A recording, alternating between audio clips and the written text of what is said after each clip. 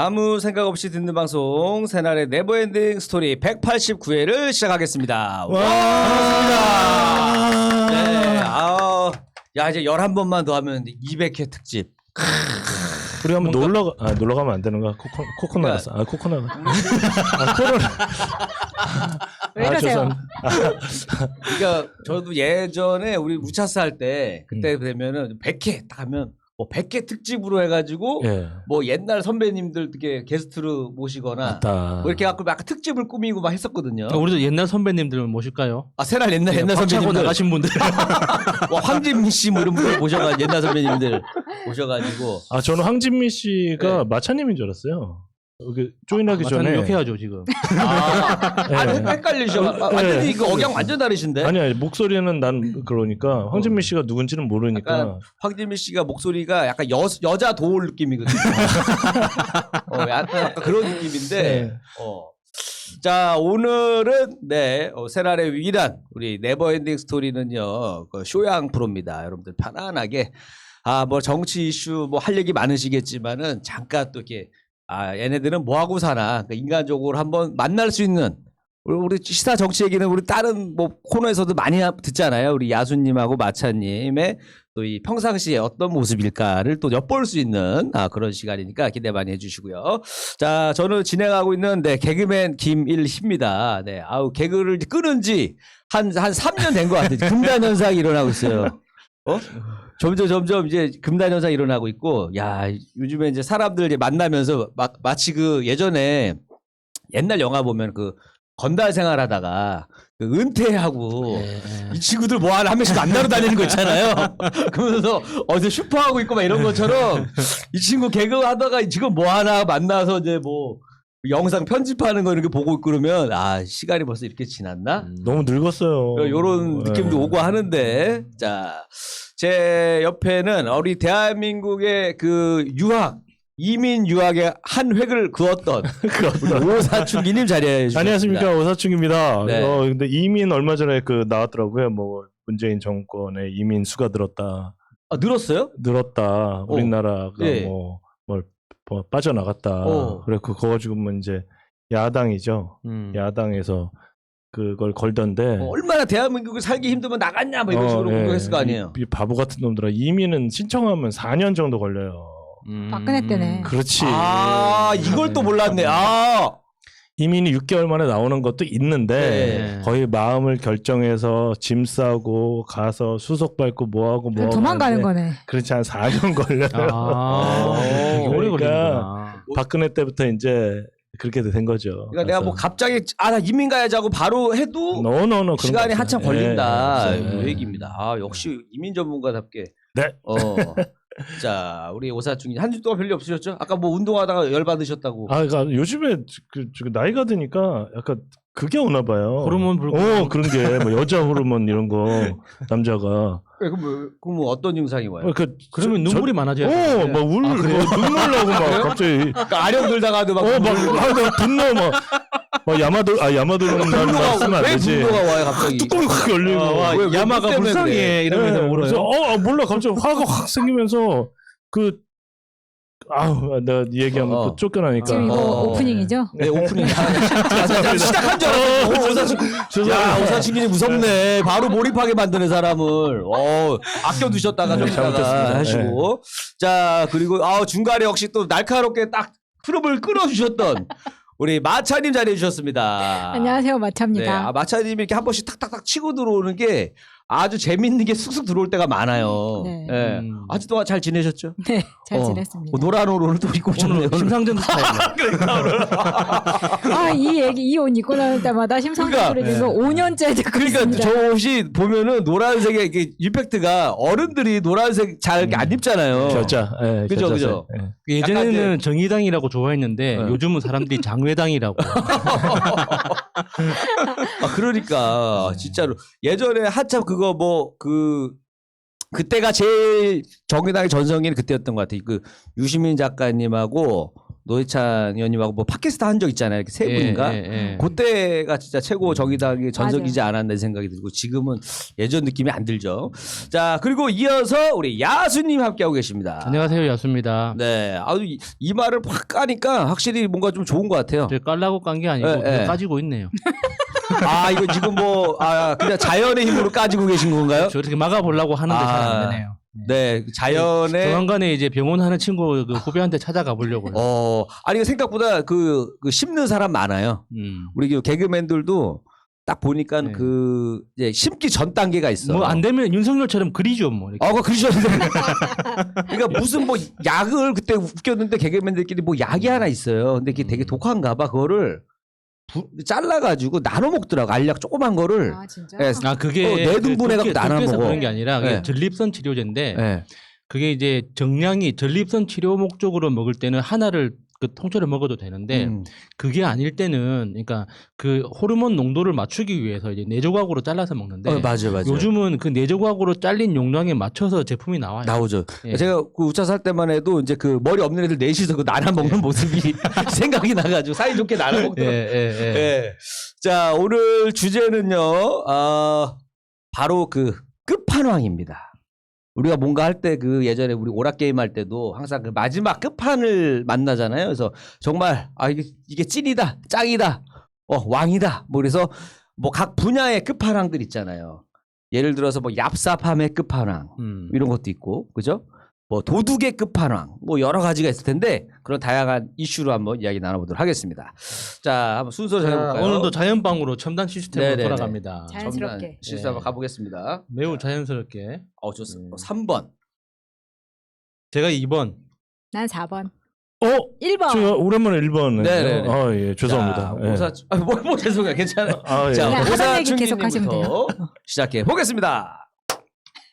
네, 안녕하세요. 189회 끝판왕인데, 요즘에 좀, 그러니까 우울한 게 왜 그러냐면 가슴에 고구마 하나 이렇게 먹은 것 같이 좀 답답하고. 그때는 사이다를 먹어야죠. 뭐, 그런 게 없는 거예요. 사이다 같은 그런 후련함. 그러니까 뭐, 왜 그러지? 뭐 가상화폐, 뭐 주식, 뭐 부동산, 뭐 정치, 뭐 이런 모든 게 지금 정권 심판하시는 건가요? 아니 그러니까 뭔가 잘못돼 가고 이렇게 있다. 돌려딱인가요? 이렇게 말로만 듣던. 뭔가 이렇게 잘못돼 가고 네. 있다. 막 이런 생각이 드는데 집사람이 그 애 저기 학원 기다리면서 나를 운전 좀 해달라고 해서 가면서 집사람이 그런 얘기를 하는 거예요. 이재용 그 삼성 회장이 사면을 해달라고 그러는데 요즘에 네. 아니 그러더니 요즘 젊은 애들은 왜? 어차피 이놈이나 저놈이나 다 나쁜 놈이지. 사면해주고 삼성 주식이나 올랐으면 좋겠다. 나 부자 되게. 말을 이렇게 한다는 거예요. 와, 내가 그 얘기 들으니까 그런 거 있잖아요. 막 옛날에 그 김연아하고 쇼트니코반가? 누가 봐도 김연아가 잘 했잖아요. 근데 이제 은메달 땄는데 김연아가 웃는데 막 가슴이 한켠으로. 맞아요. 그러니까 뭐냐면 운동할 때 그런 게 있어요. 누가 봐도 기량이 뛰어난데 뭐 그런 걸로 막 우겨서 그런 거 있잖아요. 막 발로 막 거기 낭심 차가지고 막 쓰러뜨리고 미안하다고 그러고 팔꿈치로 하고 그다음에 부상당한 애는 부상의 후유증으로 다시 재기하는 게 너무 힘들고 그러니까 그런 것들이 있어서 너무 그게 저는 좀 그러니까 그 각 링에서도 항상 룰이 있는데 그걸 어겨가면서까지 이제 하는 게 있잖아요. 근데 그거는 용서해주고 우리는 룰 계속 지키고 그래서 그렇게 돼서 제가 갑자기 나도 모르게 러닝을 하고 있는데 화가 난 거예요. 정말로. 그래서 11km를 뛰었어요, 제가. 11km. 그거 계속 올려가지고. 네? 아니. 굉장히 빨리 뛰는 건데 11km면. 아니 12로 놓고 11km를 뛴 거예요. 그 거리를 11km를 뛰었다고요? 예, 그렇죠. 오늘 그래서 기어왔어요? 죽겠더라고. 좋네. 그리고 집에 와갖고 멍하니 있었더니 왜 그렇게 사냐고 나보고. 화가 나서 그랬다. 그랬더니 이제 집사람이 나한테 당신이 화날 게 뭐가 있냐. 그래서 내가 뭐라고 했는지 너무 화가 나고. 위험하네. 또 위험하다. 위험해. 차라리 나 위험하네 이거. 이야기를 이거 위험한데. 내가 위험한데. 말을 하고 싶지 않은 거예요. 남자도 그럴 때 있잖아. PPL 혼자 들어오신 거 아니죠? 혼자 PPL 들어온 거 아니죠? 쓱 노출하신 거 같은데. SSG 뭐 이런 거. 그래? 그래서 내가 아침에 출근하면서 김어준 뉴스공장 좀 듣고 출근하고 퇴근할 때 새날진 들으면서 퇴근하세요. 진짜. 확 그냥 그랬는데 되게 좀 우울했어요. 예.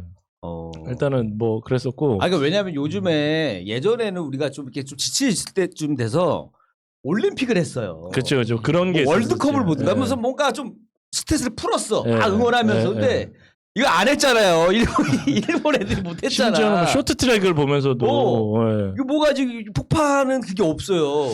그래서 보니까 어때 책에서 읽었는데 행복의 그 조건들 있잖아요. 경우의 수 조건들은 되게 비슷하대요. 나 돈이 많았으면 행복해지겠다. 나는 뭐 여자친구가 있으면 행복해지겠다. 더 큰 집을 이사 가서 행복해지겠다. 자식이 있으면 행복해지겠다. 뭐 이런 것들이 있는데 불행의 조건은 그게 없다는 거예요. 다 틀리다 이거예요. 돈이 많아도 나 스트레스 받아서 불행하다. 애가 성적이 90점인데 95점을 못 맞아서 불행하다.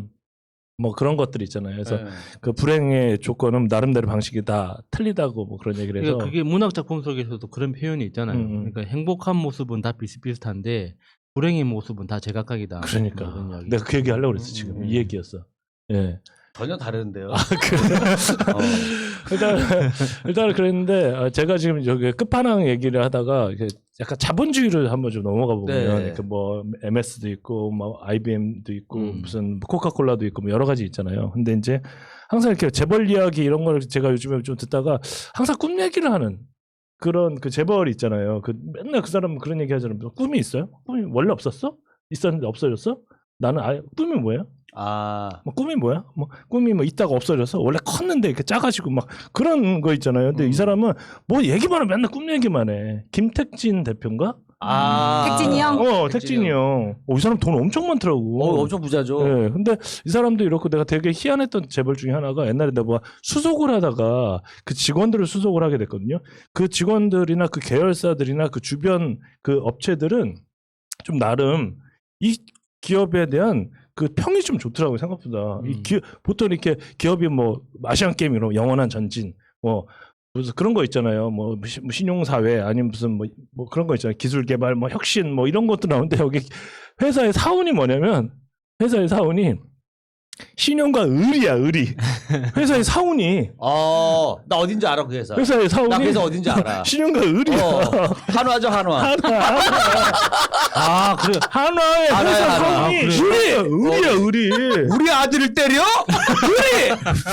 의리! 아빠 해결해줄게, 의리! 이 사람이 아니야. 아빠가 59에 돌아가셨어요. 별명이 다이나마이트 뭐 김인가 그래요. 네, 그랬더니 맞아요. 29에 미국에서 급하게 올라온 거예요. 그러면서 29에 기업을 물려받은 거야. 그러니까 한화가 그 한국 화약의 예. 줄임말이잖아요. 그렇게 돼서 이제 막 그러다가 이 사람이 이제 나이가 들어버리려고 일부러 머리에 올백을 하고 다니고 일부러 좀 건방지게 하고 다녔던 그런 일부러 좀 그런 연출을 했었대요. 그다음에 청와대 앞에서 딱 들어가기 전에 주머니에 손 딱 넣고 청와대 딱 나오면 담배 한 대 딱 물고 그 다들 김승현 회장. 예, 총수들. 그래서 이 사람에 대한 평이 그렇게 나쁘지가 않아요. 그러니까 아들 뭐 이런 건 나쁜데. 아까 상남자잖아. 예, 그래서 진짜 뭐 그 상남자. 하나그룹에서 일했던 그 친한 형이 있는데 그 형이 실제로 그 김승현 회장이랑 같이 일을 오랫동안 그래요? 했다고 예. 하더라고요. 직접 같이 일한 사람으로서 욕할 구석은 없대요. 그래서 그러니까 이게 OX가 분명하기 때문에 상남자잖아요. 이게 일하기가 되게 편하다고 하더라고요. 예전에 그거 일화 있잖아요. 예전에 그 이제 그런 회장들끼리 딱 모이는 자리가 있었단 말이에요. 근데 그 당시에 재벌가 다 2세들이 다 오고 있는데 그 현대건설 그때 이제 이명박 그 전 대통령이 거기 낀 거야. 그러니까 하나 회장이 야, 왜 저런 애도 여기 끼냐? 라고 한 거야. 그리고 나중에 이명박이 대통령 되고 나서 되게 싫어했어요. 맞아요. 깜빵 보냈잖아요. 뒤끝이 장난 아니라니까요. 그래서 장난 그리고 안 풀어줬어. 살다 나왔단 말이야 그때. 180, 그때가 그때요. 180 이상 다 이제 떠버리가 다 좋아요. 자식들 다 그렇고. 그런데 약간 그런 게 좀 있대요. 그런데 얘네들이 이제 뭐가 있냐면 자주포 만드는 것도 예. 뭐 로켓 예. 이제는 막 우주 뭐 항공 뭐 장갑차 이런 거 만들고 그다음에 뭐 태양광 금융화죠. 예, 맞아요, 예. 맞아요. 자본주의 끝판왕. 맞아요. 갤러리아 백화점. 그리고 나 그것도 하나 거예요. 그게 하나 거예요? 태권브이 딱 나오는 거죠. 63빌딩. 예. 태권브이 나오잖아요. 태권부인은 예. 국회가 아니었습니까? 아니 그게 열려야지 이제 그래서 아. 그러면서 이제 콘도 레저 거기서 이제 맞아. 제일 재밌는 게 이제 63빌딩에서 하는 그 불꽃 축제 있잖아요. 예. 그거거든요. 근데 하나로 바뀌었던 것 중에 왜 그러냐면 하나가 또 그것도 하잖아요. 그 뭐죠? 그 뭐지? 그 아이스크림 뭐 이런 것도 하는데 진짜 많이 하네. 생각보다 많이 중요한 하네. 게 그 재계 서열 6위예요. 예, 재계 서열 6위. 근데 얘네들이 뭐가 있었냐면 처음에 이제 해외로 진출을 해야 되는데 한국 화약 그룹 주식회사였대요. 그러니까 그걸 중국에 딱 갔더니 이 사람들이 거기다 이렇게 써놨대. 중국에 딱 출정했는데 남조선 폭파 집단 환영합니다. 한국으로 하니까. 한국이 그러네. 남조선이고 야, 화약이 역시. 폭파고 네, 그룹이 네. 집단이잖아. 그래서 예. 남조선 폭파 집단 환영합니다. 그래갖고 뭐 저러냐 글로벌로 네. 바꾸자. 그래서 딱 한 말 SK 같이 딱 얘기한 게 네. 이제 한화였대요. 하나였는데 바나나 언제 처음 드셔보셨어요? 바나나는 언제? 거의 중학교 때 먹어본 아 그래요? 거의 20살 가까이 돼서 먹어본 것 같은데. 나. 저는 그 나이가 좀 많아서 저도 이렇게 이렇게 발전 시기를 저도 이렇게 넘어온 세대거든요. 그러니까 제가 옛날에 봤던 이렇게 영화 이런 거는 정말 아리랑 이런 거 보고 대학생들이 막 이렇게 교복 입고 다니고 이런 거 보고 막 그랬었단 말이에요. 흑백 TV가 계속 있었었고 뭐 이러면서 제가 처음에 이제 그 먹었던 그 바나나가 초등학교 6학생이었지. 우리는 시골에 가면 진짜 이거 돌려서 교환한테 서울 이렇게 바꿔달라고 했었어요, 진짜. 뭐 도대체 몇 년? 드그드그드그 돌려서 진짜 그렇게 해가지고 서울 500원 내고 서울에 전화 한 통화하고 밭에서 진짜 시골을 가면 그랬었어요. 그 영화 정말. 중에 그 지구에서 온 남자라고 있습니다. 예, 예. 2만 년 산 사람. 아니 진짜 이게 이 시대를 쭉 넘어가면서 옛날 이수근이 이 얘기했다가 난리가 났었는데 진짜 자기 양평에서 그랬다는 거예요. 그런데 그때 어땠냐면 자두를 달라고 하면 보리쌀을 갖고 가면 자두를 줬어요, 진짜. 우리 시골에서는 돈을 안 주고 보리쌀을. 그러면 비료포대로 이렇게 주고 막 그랬었다니까요. 그랬었는데 내가 바나나를 국민학교 2학년 때 엄마가 이제 소풍 갈 때 싸준 거예요. 그런데 엄마가 신신당부를 했지. 야, 김밥 먹고 사이다 먹고 그 다음에 바나나 먹어라. 근데 얼마나 그 바나나에 대한 그 있는 거예요. 저거 빨리 먹어야 되는데, 저 빨리 먹어야 되는데 막 이랬어요. 이러는데 막 오늘 우리들은 소풍 가는 날 하면서 막 노래 부르고 가잖아요. 가서 내가 내 친구 주석이라고 되게 친한 애가 있어요. 근데 밥 먹고 사이다 빨리 먹고 바나나 딱 해서 하나씩 먹은 거야. 두 개나 가져간 거예요? 네, 그래서 얘 하나 나 하나 딱 했는데 아, 진짜 친구네. 옆에 친구가 자기도 달래는 거예요. 그래서 내가 까서 반반씩 해서 난 4분의 1을 먹은 거예요. 그게 내가 정말 온으로 바나나를 쏙 내 입에다 넣은. 그러니까 그랬었거든요. 좀 있는 집들은 바나나를 먹고 이거- 없는 이거- 집들은 이거- 바나나 킥을 먹잖아요. 바나나 킥. 이걸 기억한다는 게 더 신기하네요. 아니 와. 그러고 이렇게 집사람하고 나하고 4학번 차이 나는데도 이 세대에 대한 이게 좀 커요. 근데 내 여동생이 볼거리에 걸렸나? 홍역에 걸렸나 그랬는데 그때 이제 바나나를 엄마가 이제 해서 입에 넣어준 거야 이렇게. 내가 아프니까. 이렇게 그 부드럽고 달콤하고 그 너무너무 맛있어. 우리 그 당시에 수익 과일이어서 귀했잖아요. 너무 아프고 싶은 거야 내가. 아니 진짜로 그때 그랬어. 죽을 병 걸려 먹는 과일이었어요. 뭔지 알죠? 죽기 전에 바나나라도 하나 먹고 죽어라 하면서 그거 없는 거 털어가지고 애가 열이 펄펄 나고. 병원에서나 있는 과일이지 일반적으로 사 먹는 과일이 아니었어요. 애가 열이 펄펄 나고 막 그러고 있는데 그때 뭐가 나왔냐면 빙그레에서 바나나 우유라는 게 처음 나왔어요. 아 지금도 히트. 그거는 절대로 그게 한국 화약의 그 전시회에서 그런 건데 이거는 까서 먹으면 안 돼. 꼭 빨대라 뽕 들어가고 해야 돼요. 그 빙그레 그 바나나. 예, 빙그레에서 딱 먹는데 손에 딱 쥐어갖고 그걸 일명 항아리 우유라고 한 거예요.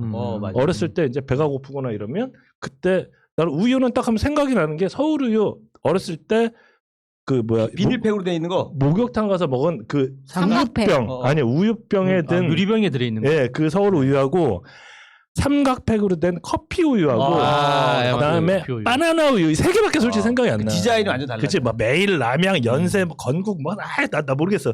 딱 그것만 생각이 나는 거예요. 근데 그 바나나 우유가 그 중국 사람들이 엄청 좋아한대요. 그러니까 중국 그죠? 사람뿐만 아니라 남미도 미쳐요. 먹어야 되는 그거래요. 한국에 오면은 먹어야 되는 음식 중에 하나가 근데 왜 바나나 우유. 중국에서는 못 만든대요? 아니 비슷한 건 많이 만들죠. 지금 그 불닭볶음면 있잖아요. 예. 북한에서도 만들어요. 아, 그거 쳐보세요. 북한에서 만든 진짜 매울 것 같아. 저는 엄청 매울 것 같아.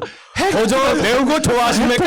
핵폭발 원 없이 몇 개 해드리겠습니다. 하면서 진짜로 막 사람들 쓰러지고 막 할 것 같아. 그때 이제 1970년대 초반에 무슨 거기에 대일 유업이었대요. 근데 이제 농림수산부 장관이 이 사람 불러다가 야 낙농업을 살리자. 난 다이너마이트 이런 거 해갖고 폭파나 이런 거 전문인데 갑자기 낙농업을 하라고 하니까 당황하잖아요. 그래서 그러지 말고 우리나라 농가가 어려우니까 해보는 게 어떻겠냐 이렇게 읍소를 했대요. 그래서 투자를 해서 한 게 이제 대일 유업에서 이제 빙그레 우유로 딱 됐었는데 그때 이제 아이스크림이란 거는 대한민국에서 아예 없는 거였어요. 그 당시에 조선 호텔에서 서양인들을 위한 생우유 있잖아요. 네. 이게 최초의 아이스크림이었대요. 생우유를 얼려가지고 예. 설탕 넣고 얼린 거. 그렇죠. 그래서 이거는 정말 이게 말이 안 되는 거예요. 왜냐면 저희 때도 약간 가난한 집을 가면 어렸을 때 얼음을 들고 갔어요. 아빠가 아이스박스 안에다 수박 넣어서 먹고 그래서 냉장고가 이게 보급이 절반만 되고 절반은 안 되고 막 그랬었어요. 일단은 그래서 그리고 다 집안에 마당이 있어갖고 항아리 같은 건 다 마당에도 묻어놨단 말이에요. 김치 냉장고 이런 것도 없었고. 그러니까 그리고 식구들이 많으니까 김치를 막 냉장고에 넣어놓고 이렇게 못 먹었었어요. 이런 이야기 들으면 진짜 우리나라 발전 속도가 진짜 엄청 예. 빨랐다는. 진짜 아니, 엄청 발전한 이거를 알지 않아요? 다 땅 파갖고 묻고 옛날에는 식구가 많으니까 김치를 엄청 먹었잖아요. 예. 그러니까 이 냉장고 안에 김치를 못 넣어놨었어요. 예, 그래서 엄마가 꼭 밖에 나가고 그 고무장갑 끼우고 김치 퍼오고 막 그러지 않았었어요? 죄송합니다. 나 그랬었는데 여기서 이제 뭐가 있었냐면 그 당시에 냉장고는 기억 안 나. 곤노만 기억나. 곤노만. 그러니까. 곤노는 확실히 썼어. 그러더니 이제 그때 이제 아이스 깨끼가 10원이에요. 10원. 10원이 뭐냐면 그 아이스 깨끼랑 어린애들이 딱 들고 다니면서 그 안에 그냥 물에다가 사카린을 타서 판물 있잖아. 판물 섞어서 얼려서 먹은 거 10원이에요. 아이스 케이크. 근데 우리나라에서 갑자기 그 빙그레 그 데일 그 유업에서 뭘 만들었냐면 아이스크림을 만든 거예요. 그게 빙그레 투게더 아이스크림. 이거 대한민국 최초의 아이스크림이 먹는 거? 그렇죠. 사람들이 이 아이스크림을 딱 먹으면 그때 600원이었는데 그때 평균 임금이 10,000원도 안 됐을 때. 월급 날에 한 번 와갖고 다들 5시간 모여서 그 쇠숟가락을 들고 이렇게 먹었던. 그래서 정말 바나나 우유하고 이 빙그레 아이스크림을 딱 보면 정말 그때도 이렇게 입에서 막 너무 이렇게 그러잖아요. 이렇게. 투게더 아이스크림의 탄생 이야기는 처음 들어보네요. 네, 그렇게 돼서 처음으로 그걸 이제 만들어서 했는데 그게 형하고 동생하고 엄청나게 싸웠나 봐요. 서로 막 고소하고 고발하고 그래서 이 동생이 나중에 국회의원도 나가요. 그 대전에 그 어디더라 뭐 어디로 이제 나가서 이제 박근혜가 막 도와주고 막 그랬었거든요. 근데 이 사람이 그 하나에서 이걸 다 물려받고 서로 막 형제 난 고소 고발 막 이렇게 하다가 나중에 이제 빙그레를 딱 갖고 이 사람이 이제 그 기업을 운영하는데 그때 이제 서로 싸워가지고 원래는 빙그레 이글스였어요. 맞아. 빙그레 한화 이글스. 이렇게 되면서 옛날에 빙그레가 그 한화 가족기업이었어요. 그런데 이제 다들 서로 싸워갖고 이름도 다 하나로 바꾸고 CI도 다 바꾸고 막 그랬었거든요. 서로 이제 되게 미워한 거예요. 그런데 그러다가 이제 엄마가 중간에 중재를 해서 서로 이제 이렇게 다시 화합을 하게 됐는데. 그래, 빙그레 이글스에 장종훈 선수 있지 않았어요? 그렇죠. 맞죠? 장종훈. 예, 연습생 신화. 그렇죠. 빙그레 예. 이글스 맞아. 그러면서 이제 빙그레란 이런 것도 다 띄고 그래서 예전에 뭐가 있었냐면 아들이 술 먹고 이제 시비가 붙은 거예요. 예, 그 술집에서. 딱 근데 웨이터들이 뭐야 이 새끼야 딱 이렇게 된 거죠. 그래서 나 임마 하나 아들이야 임마 딱 그랬더니 난 대통령 아들이야 임마 뒤지게 팬 거예요. 그래갖고 이제 아빠가 이제 화가 나고 쇠파이프 딱 들어와서 청계산 가서 두드려 팬 거야. 예. 근데 판사한테 가서 딱 얘기한 거예요. 판사가 어떻게 때렸냐. 그러니까 김승현 회장이 이 사람이 권투협회 회장이에요. 예. 권투협회 회장. 우리 나 옛날에 마지막 시합할 때 세컨 보던 우리 관장이 여기 경호원 가려고 최종 면접까지 봤었어요. 근데 판사님 권투를 아십니까? 아구를 오른쪽 왼쪽으로 돌렸다란 말 아십니까? 이렇게 때렸습니다. 이러면서 좀 논란이 됐었던 이런 게 있는데 이 사람이 거의 이제 그래서 이제 이게 잘 됐어요. 잘 됐는데 나는 왜 이게 신기했냐면 보통은 회장님이 직접 안 하잖아요. 그 의리가 있다는 거야. 불러가지고 동생 나 좀 도와줘야겠네 뭐 이렇게 전화를 해야 되는데 직접 가서 한다라는 거는 이거는 맞아 영화같이 보통 다혈질 아니면 할 수 없는 일이거든요. 일단은 딱 그러고 나서 거기서 뭐가 있었냐면 이제 그 여름에만 이게 팔리니까 야 우리도 이제 겨울에 팔릴 물건을 한번 해보자. 그래갖고 일단은 만든 게 우리 집 라면 장사에 뛰어든 거예요. 근데 라면은 폭삭 망한 거예요. 근데 뭐가 있냐면 그렇게 이제 그 형하고 동생하고 이렇게 서로 이렇게 가다가 나중에는 그 계속 이제 그 사업이 계속 어려워지고 막 그러다 보니까 이 사람이 이제 화가 난 거야. 그래서 정말 롯데 그 제과 업계 그 롯데의 그 OEM까지 자기가 한 거예요. 원래는 압구정동에 있는 본사 다 옮겨갖고 막 남양주 뭐 이런 데로 이사 가고 그래서 나중에 이제 이게 뭐 업앤다운을 거듭하다가 나중에 어디서 또 대박이 또 났냐면 브라질에서 브라질 사람들 날씨가 덥잖아요. 메로나를 먹기 시작했죠. 메로나가 빙그레 건가?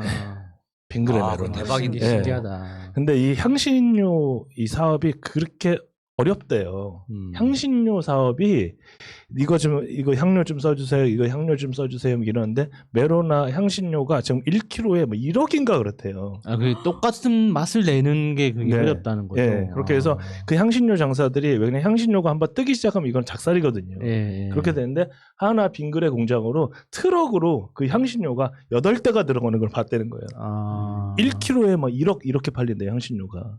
막 그 얘기도 해가지고 한번 보면 참 하나 보면 되게 웃겨요. 나는 이렇게 기업에서도 뭐 뭘 개발하고 그러니까 이런 거죠. 한마디로 옛날에 그 김승현 회장이 그 구타 사건 딱 있었을 때 그런 일이 딱 있었던 거예요. 전 국민이 야 하나 못된 기업이다. 우리 불매 운동하자. 딱 그런데 뭐야? 댐 만들어. 로켓 만들어. 자주포 만들어. 무슨 방에서 불매할 게 없는 거요. 콘도밖에 없는 거야. 놀러 가지 말자. 그래서 약간 이제 그런 이제 우스갯소리가 있는데 저는 기업의 이런 여러 가지 삼성도 있고 현대도 있고 여러 가지 중에 자본주의를 딱 보면 기업 이야기 보면 하나가 자본주의의 끝판왕이다. 되게 재밌었던 기억으로 기억이 좀 돼요. 맞아요. 네. 하나. 네, 저희 오늘 자본주의의 끝판왕 하나 얘기를 잠깐 해봤습니다. 제 얘기는 여기까지 하겠습니다. 감사합니다. 네버엔딩 스토리 189회. 와, 189회 참 많이 했네요. 참 많이 해먹었다. 두 번째 야수 시간입니다. 저는 이번 끝판왕 그 주제에, 그러니까 각각 한 명씩, 그러니까 문과 끝판왕, 이과 끝판왕, 이렇게 한 명씩 이야기를 해볼 건데, 그러니까 이과 끝판왕부터 하겠습니다. 이과 끝판왕 중에, 그러니까 아인슈타인, 그러니까 지구의 역사를 둘로 나눠야 된다. 어디인가를 기준으로 나눠서 이제 여기서부터 이제 그 전과 후로 나눈다 했을 때 가장 많이 언급되는 사람이 아인슈타인이에요. 그러니까 지구 역사를 그러니까 뭐 그 43억 년 정도로 지금 뭐 과학적으로는 그렇게 추론을 하는데 뭐 통잡아서 40억 년이라고 치더라도 그러니까 지구 역사를 통틀어서 그러니까 아니 43억 년하고 40억 년은 별 차이가 없어 보이는데 3억 년이잖아. 네. 엄청 긴 거야. 4억 년 깎아줘 그냥 4억 년. 우주 역사는 우주는 136억 년입니다. 그래요. 뭐 136억 년 중에 40억 년에서 3억 년 왔다 갔다 깎아드려 그냥 인간이지. 2년 전이니까 깎아줘. 근데 이제 그 인간이 이제 지구에 출현해서 이렇게 지금의 모습을 갖추어지기까지는 뭐 짧으면은 2만 년, 길면 한 6만 년, 7만 년 이렇게 보잖아요. 그러니까 그 6만 년 정도만 보더라도 그 인간의 역사라고 하는 게 그러니까 참 보잘것없는 거 아닙니까? 근데 왜 그 아인슈타인이 그 인간의 역사를 이렇게 양분하는 기준점이 되느냐 하면 그만큼 그 아인슈타인이 그 처음에 주창해서 지금은 이제 거의 원리로 자연 원리로 이제 자리 잡은 그 상대성 원리라는 게 그만큼 그러니까 이 자연을 바라보는 인간의 시각을 이렇게 바꿔놓은 거예요. 그러니까 그 아인슈타인이라는 그 사람에 대해서 우리가 가지고 있는 어떤 고정관념들이 좀 몇 개 있어요. 그러니까 아인슈타인이 1901년인가 1900년인가 태어났는데 그러니까 굉장히 오래전 사람이잖아요. 그러니까 이 우리가 아인슈타인이라는 그 사람에 대해서 가지고 있는 건 몇 장의 사진으로 전해지는 이미지밖에 없단 말이지. 그리고 어렸을 때 읽었던 그 전기 위인전 무슨 뭐 닭 이렇게 품고 있었던 그건 그 에디슨이고. 죄송합니다. 그 사람 에디슨이고. 그러니까 뭐 학교에서 뭐 공부를 못해서 쫓겨났는데 말 더듬고 그 사람 예, 뭐 그런 아인슈타인 것도 아니에요? 있어요. 예, 그렇죠. 예. 그런 썰도 있죠. 그러니까 예. 그래서 이제 학교를 못해서 학교에서 쫓겨났는데 어머니가 뭐 가정교육을 착실히 시켜서 뭐 이렇게 어. 뭐 빨리 진학시켰다. 뭐 그래, 이런, 에디슨, 이런 에디슨. 이야기도 있고 어. 에디슨도 그런 이야기가 있고 네. 이제 아인슈타인도 그런 이야기가 있어요. 그리고 아인슈타인이 이제 바이올린을 되게 잘 쳐가지고 잘 켰다고 하는 거죠. 바이올린을 되게 잘 켜서 음악적으로 이제 굉장히 그 감수성이 뛰어났고 그리고 이제 평화주의자로서 그 맨하탄 프로젝트라고 하는 원자폭탄 만드는 그 프로젝트에 대해서 반대 성명도 발표하고 뭐 그러니까 굉장히 좀 인격적으로 성숙하고 좀 뭔가 의식적으로 깨어 있는 어떤 훌륭한 사람으로 이렇게 우리는 기억하는 사람이 많단 말이죠. 그러면 원자폭탄 만든 사람이 아인슈타인이에요? 그러니까 원자폭탄을 만들 수 원- 있는 어떤 이론적 근거를 제공했던 사람이 아인슈타인이고 그럼 누가 만들었어? 원자폭탄? 실제로는 오펜하이머라고 하는 사람이 그 프로젝트를 주도했어요. 아 그래요? 예. 다이너마이트는 그 사람이 그 노벨 노벨 그 예, 사람이 예, 한 예, 거고. 예, 예. 아. 그래서 그 원래 원자폭탄을 만들기 시작한 건 독일인데, 그러니까 먼저 완성한 게 미국이 완성을 한 거죠. 그러니까 그만큼 돈이 많으니까 미국이 돈으로 이제 그렇게 한 건데 이제 지금 이야기는 아인슈타인이니까. 그러니까 아인슈타인에 대한 그런 우리가 보통 이제 아인슈타인 하면 떠올리는 그런 이미지 있잖아요. 뭐 혀 삐죽 내밀고 있는 약간 장난기 있는 그런 사진이나, 그러니까 뭔가 그 부수수한, 그러니까 천재 과학자 하면 생각나는 그 있잖아요. 그러니까 김호준 그 헤어스타일인데 흰 머리에, 근데 많이 늙었고, 근데 눈에는 약간의 장난기가 있는 예. 이제 그런 이미지에 맞아요. 대해서 이제 아인슈타인을 생각하잖아요. 근데 이제 이게 대부분 다 사실이 아니라는 거지. 그러니까 그 아인슈타인의 전기를 꼼꼼하게 읽어보면, 그러니까 아인슈타인 전기를 쓴 게 굉장히 많은데, 그러니까 한 800페이지 정도 되는 굉장히 자세하게 쓴 전기가 있어요. 그 전기를 읽어보면 어렸을 때, 그러니까 공부를 못해서 학교에서 쫓겨났다고 하는데 사실은 선생님이 스트레스 받아가지고 쫓아낸 거예요. 그러니까 아인슈타인은 어렸을 때도 공부를 엄청 잘했거든요. 특히나 이제 수학을 엄청 잘했어요. 그러니까 그 학생들 중에 유독 꼴보기 싫은 애들 있잖아요. 그러니까 수업 시간에 맨날 자. 그래서 제가 꼴보기 싫어가지고 때리려고, 야, 너 나와서 문제 풀어봐 했는데 풀어. 더 미쳐. 얼마나 꼴보기 싫습니까? 그런데 아인슈타인은 학교 수업은 들때치고 자기가 스스로 이론을 만들던 학생이었어요. 그러니까 교과서의 허점을, 그러니까 교과서가 잘못 쓰여졌다고 생각해서 자기 나름대로 이렇게 막 그 풀이를 만들고 개발하고 이러니까 선생님들이 정말 이게 꼴보기 싫은 거야. 그러니까 지가 똑똑하고 잘난 건 알겠는데 수업을 방해하면 안 되잖아요. 근데 수업에 협조를 안 하니까 이제 선생님이 부모님을 불러가지고, 네 아들 일석이, 아인슈타인이 이제 돌이라는 뜻 아닙니까? 스타인이 그 돌이라는 뜻이고 아인이 1이라는 뜻이거든요. 그러니까 우리말로 하면 일석입니다. 아, 그렇구나. 일석이 짜증나서 못 가르치겠습니다. 데리고 가세요. 이렇게 된 거예요. 그러니까 부모님이 이제 학교를 전학을 시켰는데도 전학 가서 또 그 짓을 또 하니까, 야, 너는 안 되겠다. 그냥 집에서 공부하자. 이렇게 된 거예요. 그래서 집에서 공부를 했는데, 그러니까 그 아버지가 그 당시 이제 전기가 막 개발돼 가지고 이제 전기 사업이 이제 약간 일어날랑 말랑 하던 때였는데, 아인슈타인 아버지가 전기 쪽 사업을 했어요.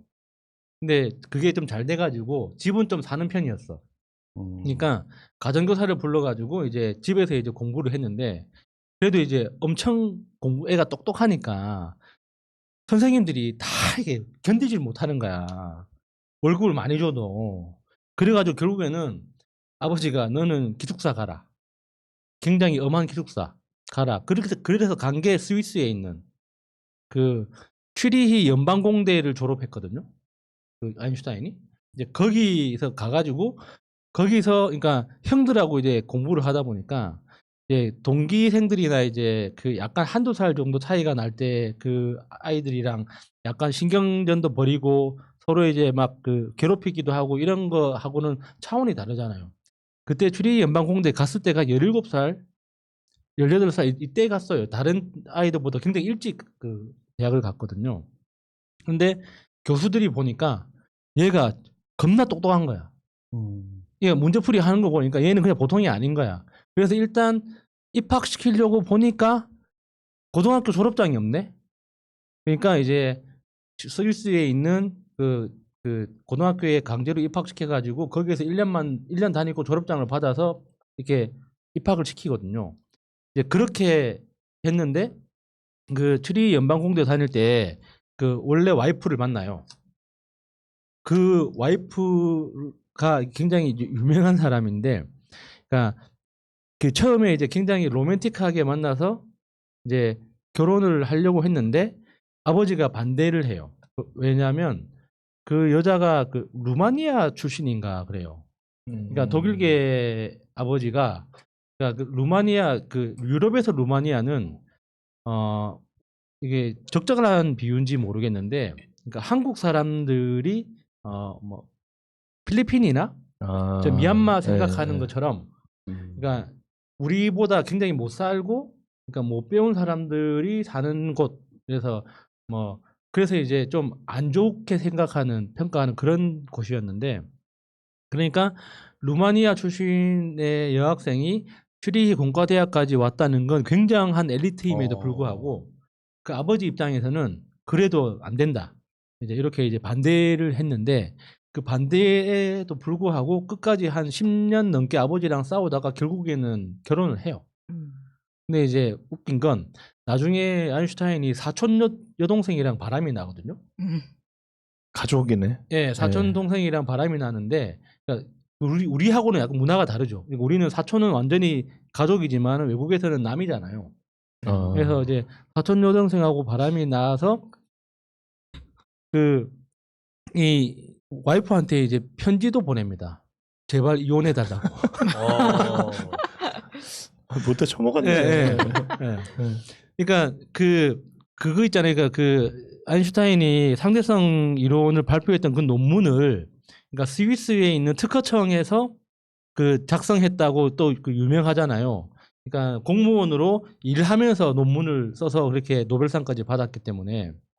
그런데 그렇게 슈리히 공과대학은 그 당시 굉장히 거기에 스위스에서 명문 학교였는데도 불구하고 아인슈타인 자체는, 그러니까 자기 스스로는 교수가 되고 싶어 했어요. 그러니까 학교를 계속 다니면서 석박사도 따고 교수도 되고 이렇게 하고 그렇게 연구를 계속 하고 싶었는데 왜 특허청에 취직을 할 수밖에 없었느냐? 그 학교 다닐 때 했던 그 꼬라지 있잖아요. 그러니까 남들 열심히 똑같은 시간만큼 공부했는데 남들보다 100배 잘하니까 교수한테 대드는 거예요. 그러니까 어렸을 때 선생님한테 했던 그 짓을 교수한테 똑같이 하는 거예요. 아, 커서도. 근데 예. 그거 좋은 거 아닌가? 교수하고 막 논쟁하고 뭐 이런 거? 그러니까 그러니까 수준을 넘었겠지. 그건 구경하는 사람들한테 좋은 거지. 아, 그래요? 교수인 당사자는 내가 제 논문 평가를 할 거 아니에요. 아, 그런 일이 그러니까 있었구나. 그 아인슈타인을 제자로 받아주는 교수가 없는 거야. 그래가지고 학교에서 대학원 과정을 갈 수가 없어서, 나를 받아주는 곳이 없어서 어쩔 수 없이 백수가 됐다가 그 같은 공과대학 친구 중에 굉장히 부자 친구가 있었거든요. 그래서 그 부자 친구가 놀고 있는 게 너무 안쓰러워가지고 그 일자리 구해준 게 특허청이었어요. 아, 그래서 특허청에서 남는 시간에 이제 자기 혼자서 연구하다가 이제 그 만들어서 완성한 논문이 상대성 이론인 거죠. 그러니까 우리가 이제 머릿속으로 생각하는 장난기 많고 뭔가 인자한 그런 모습하고 완전히 다른 거예요. 어떻게 보면 그 외모에서 주는 그 이미지 때문에 사람들이 되게 유쾌하고 뭐 엉뚱하고 네. 뭐 이럴 거라고 생각했는데 전혀 어떻게 그러니까 보면은 그 아니네. 영화에서 나오는 그 엉뚱한 과학자들. 약간 그 뭐지? 백투더퓨처의 그 예, 과학자가 예, 예, 느낌이잖아. 맞아요, 아인슈타인 맞아요. 박사 느낌. 맞아. 근데 이제 그 악동에 예. 바람 피우고 예. 부인한테 나쁜 자식이네. 예, 그렇죠. 예. 그러니까 나쁜 사람이라고 평가할 만한 요소가 훨씬 더 많이 보여요. 전기를 예. 보면. 교수 막 무시하고. 예, 예. 그러니까 이제 그 남녀 관계에서 다 상대성이다 이거지. 부부와의 관계든 그렇지. 예. 다른 여자 다 뭐든지 상대성으로 다 관계를 맺기 때문에 아, 그 이론이 상대성이 그거예요? 있네. 비슷한 거예요. 내가 아내를 사랑하는 그 마음과 내가 또 우리 친척 동생을 사랑하는 마음이 다 상대성으로 비유하면서 그래. 이론이 나오는 거죠. 그러니까 서로 끌어당기는 거 아니에요. 이게 우리가 이제 역사상 가장 위대한 과학자 하면 아인슈타인인데 아인슈타인에 대해서 이제 우리가 그 막연하게 알고 있는 것과 실제가 이렇게 달라요. 그리고 이제 이과 쪽의 끝판왕이 아인슈타인이라면 이제 문과 쪽은 이제 굉장히 논란이 많을 거예요. 그러니까 이과 쪽에서 끝판왕이 아인슈타인이다라고 하는 건 사실 어떤 논쟁의 여지가 조금 상대적으로 적은데 문과 쪽의 끝판왕이 누군가에 대해서는 정말 이제 오사춘기. 많잖아요. 도스토옙스키. 테스 형. 테스 형. 삑 유시민. 그러니까 이게 보통 저는 오늘 준비한 게 톨스토이 이야기를 하려고 가지고 왔는데, 그러니까 도스토옙스키도 이제 톨스토이하고 동시대를 살았던 작가이기 때문에 이제 뭐 위대하다고 평가는 받아요. 근데 끝판왕이라는 관점에서, 그러니까 지구 역사상, 그러니까 문학가들 중에 부자, 그러니까 부자도 그냥 보통 부자가 아니라 우리나라로 치면은 거의 이건희 곱하기 10명 정도 되는 정도의 부자. 부자였음에도 불구하고 가난에 대해서 정확하게 표현해낸 그런 사람. 그거 쉽지 않은데 그거. 그러니까 톨스토이는 그러니까 귀족 출신이에요. 러시아 귀족 출신인데 그 영지 크기가 말을 타고 이틀 밤을 달려도 다 닿지 못할 만큼 큰 영지를 가지고 있던 귀족 집안의 아들이에요. 그래서 사람들이 이제 그 문학 작품을 실제로 그 작품만 보면 대작이 많잖아요. 그러니까 그 대작이 많다 보니까 이게 엄청나게 고통 끝에 이제 뭐 써냈을 거라고 생각했는데 실제로 그 톨스토이는 이 글 쓰는 일에 대해서 그러니까 나의 직업이라기보다는 그러니까 나를 표현하는 방법, 그러니까 나를 보여주는 수단의 하나로서 글에 접근했다고 해야 되나? 그러니까 그 사상적 깊이는, 그러니까 지금 이제 연구자들의 자료를 보면 굉장히 깊고 어떤 굉장히 인간의 본질에 가까웠다, 뭐 이렇게 평가를 많이 받기는 하는데 그 환경 있잖아요. 그러니까는 한 번도 평생 돈 걱정 한 번 해본 적 없는. 그러니까 세상을 바라보는 관점이 근본적으로 다른 거죠.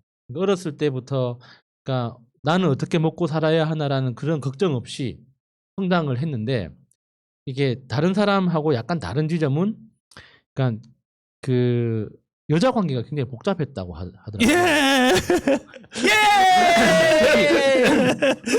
특히 가장 극심했던 게 10대 때. 10대 때야. 10대 때. 돈 많지. 왜냐면 돈 많지 그다음에 약간 문학적이면 또 여성분들이 좋아하잖아. 그렇죠. 이렇게 예, 전쟁과 평화. 말 한마디도 얼마나 그래서 그게 하겠어.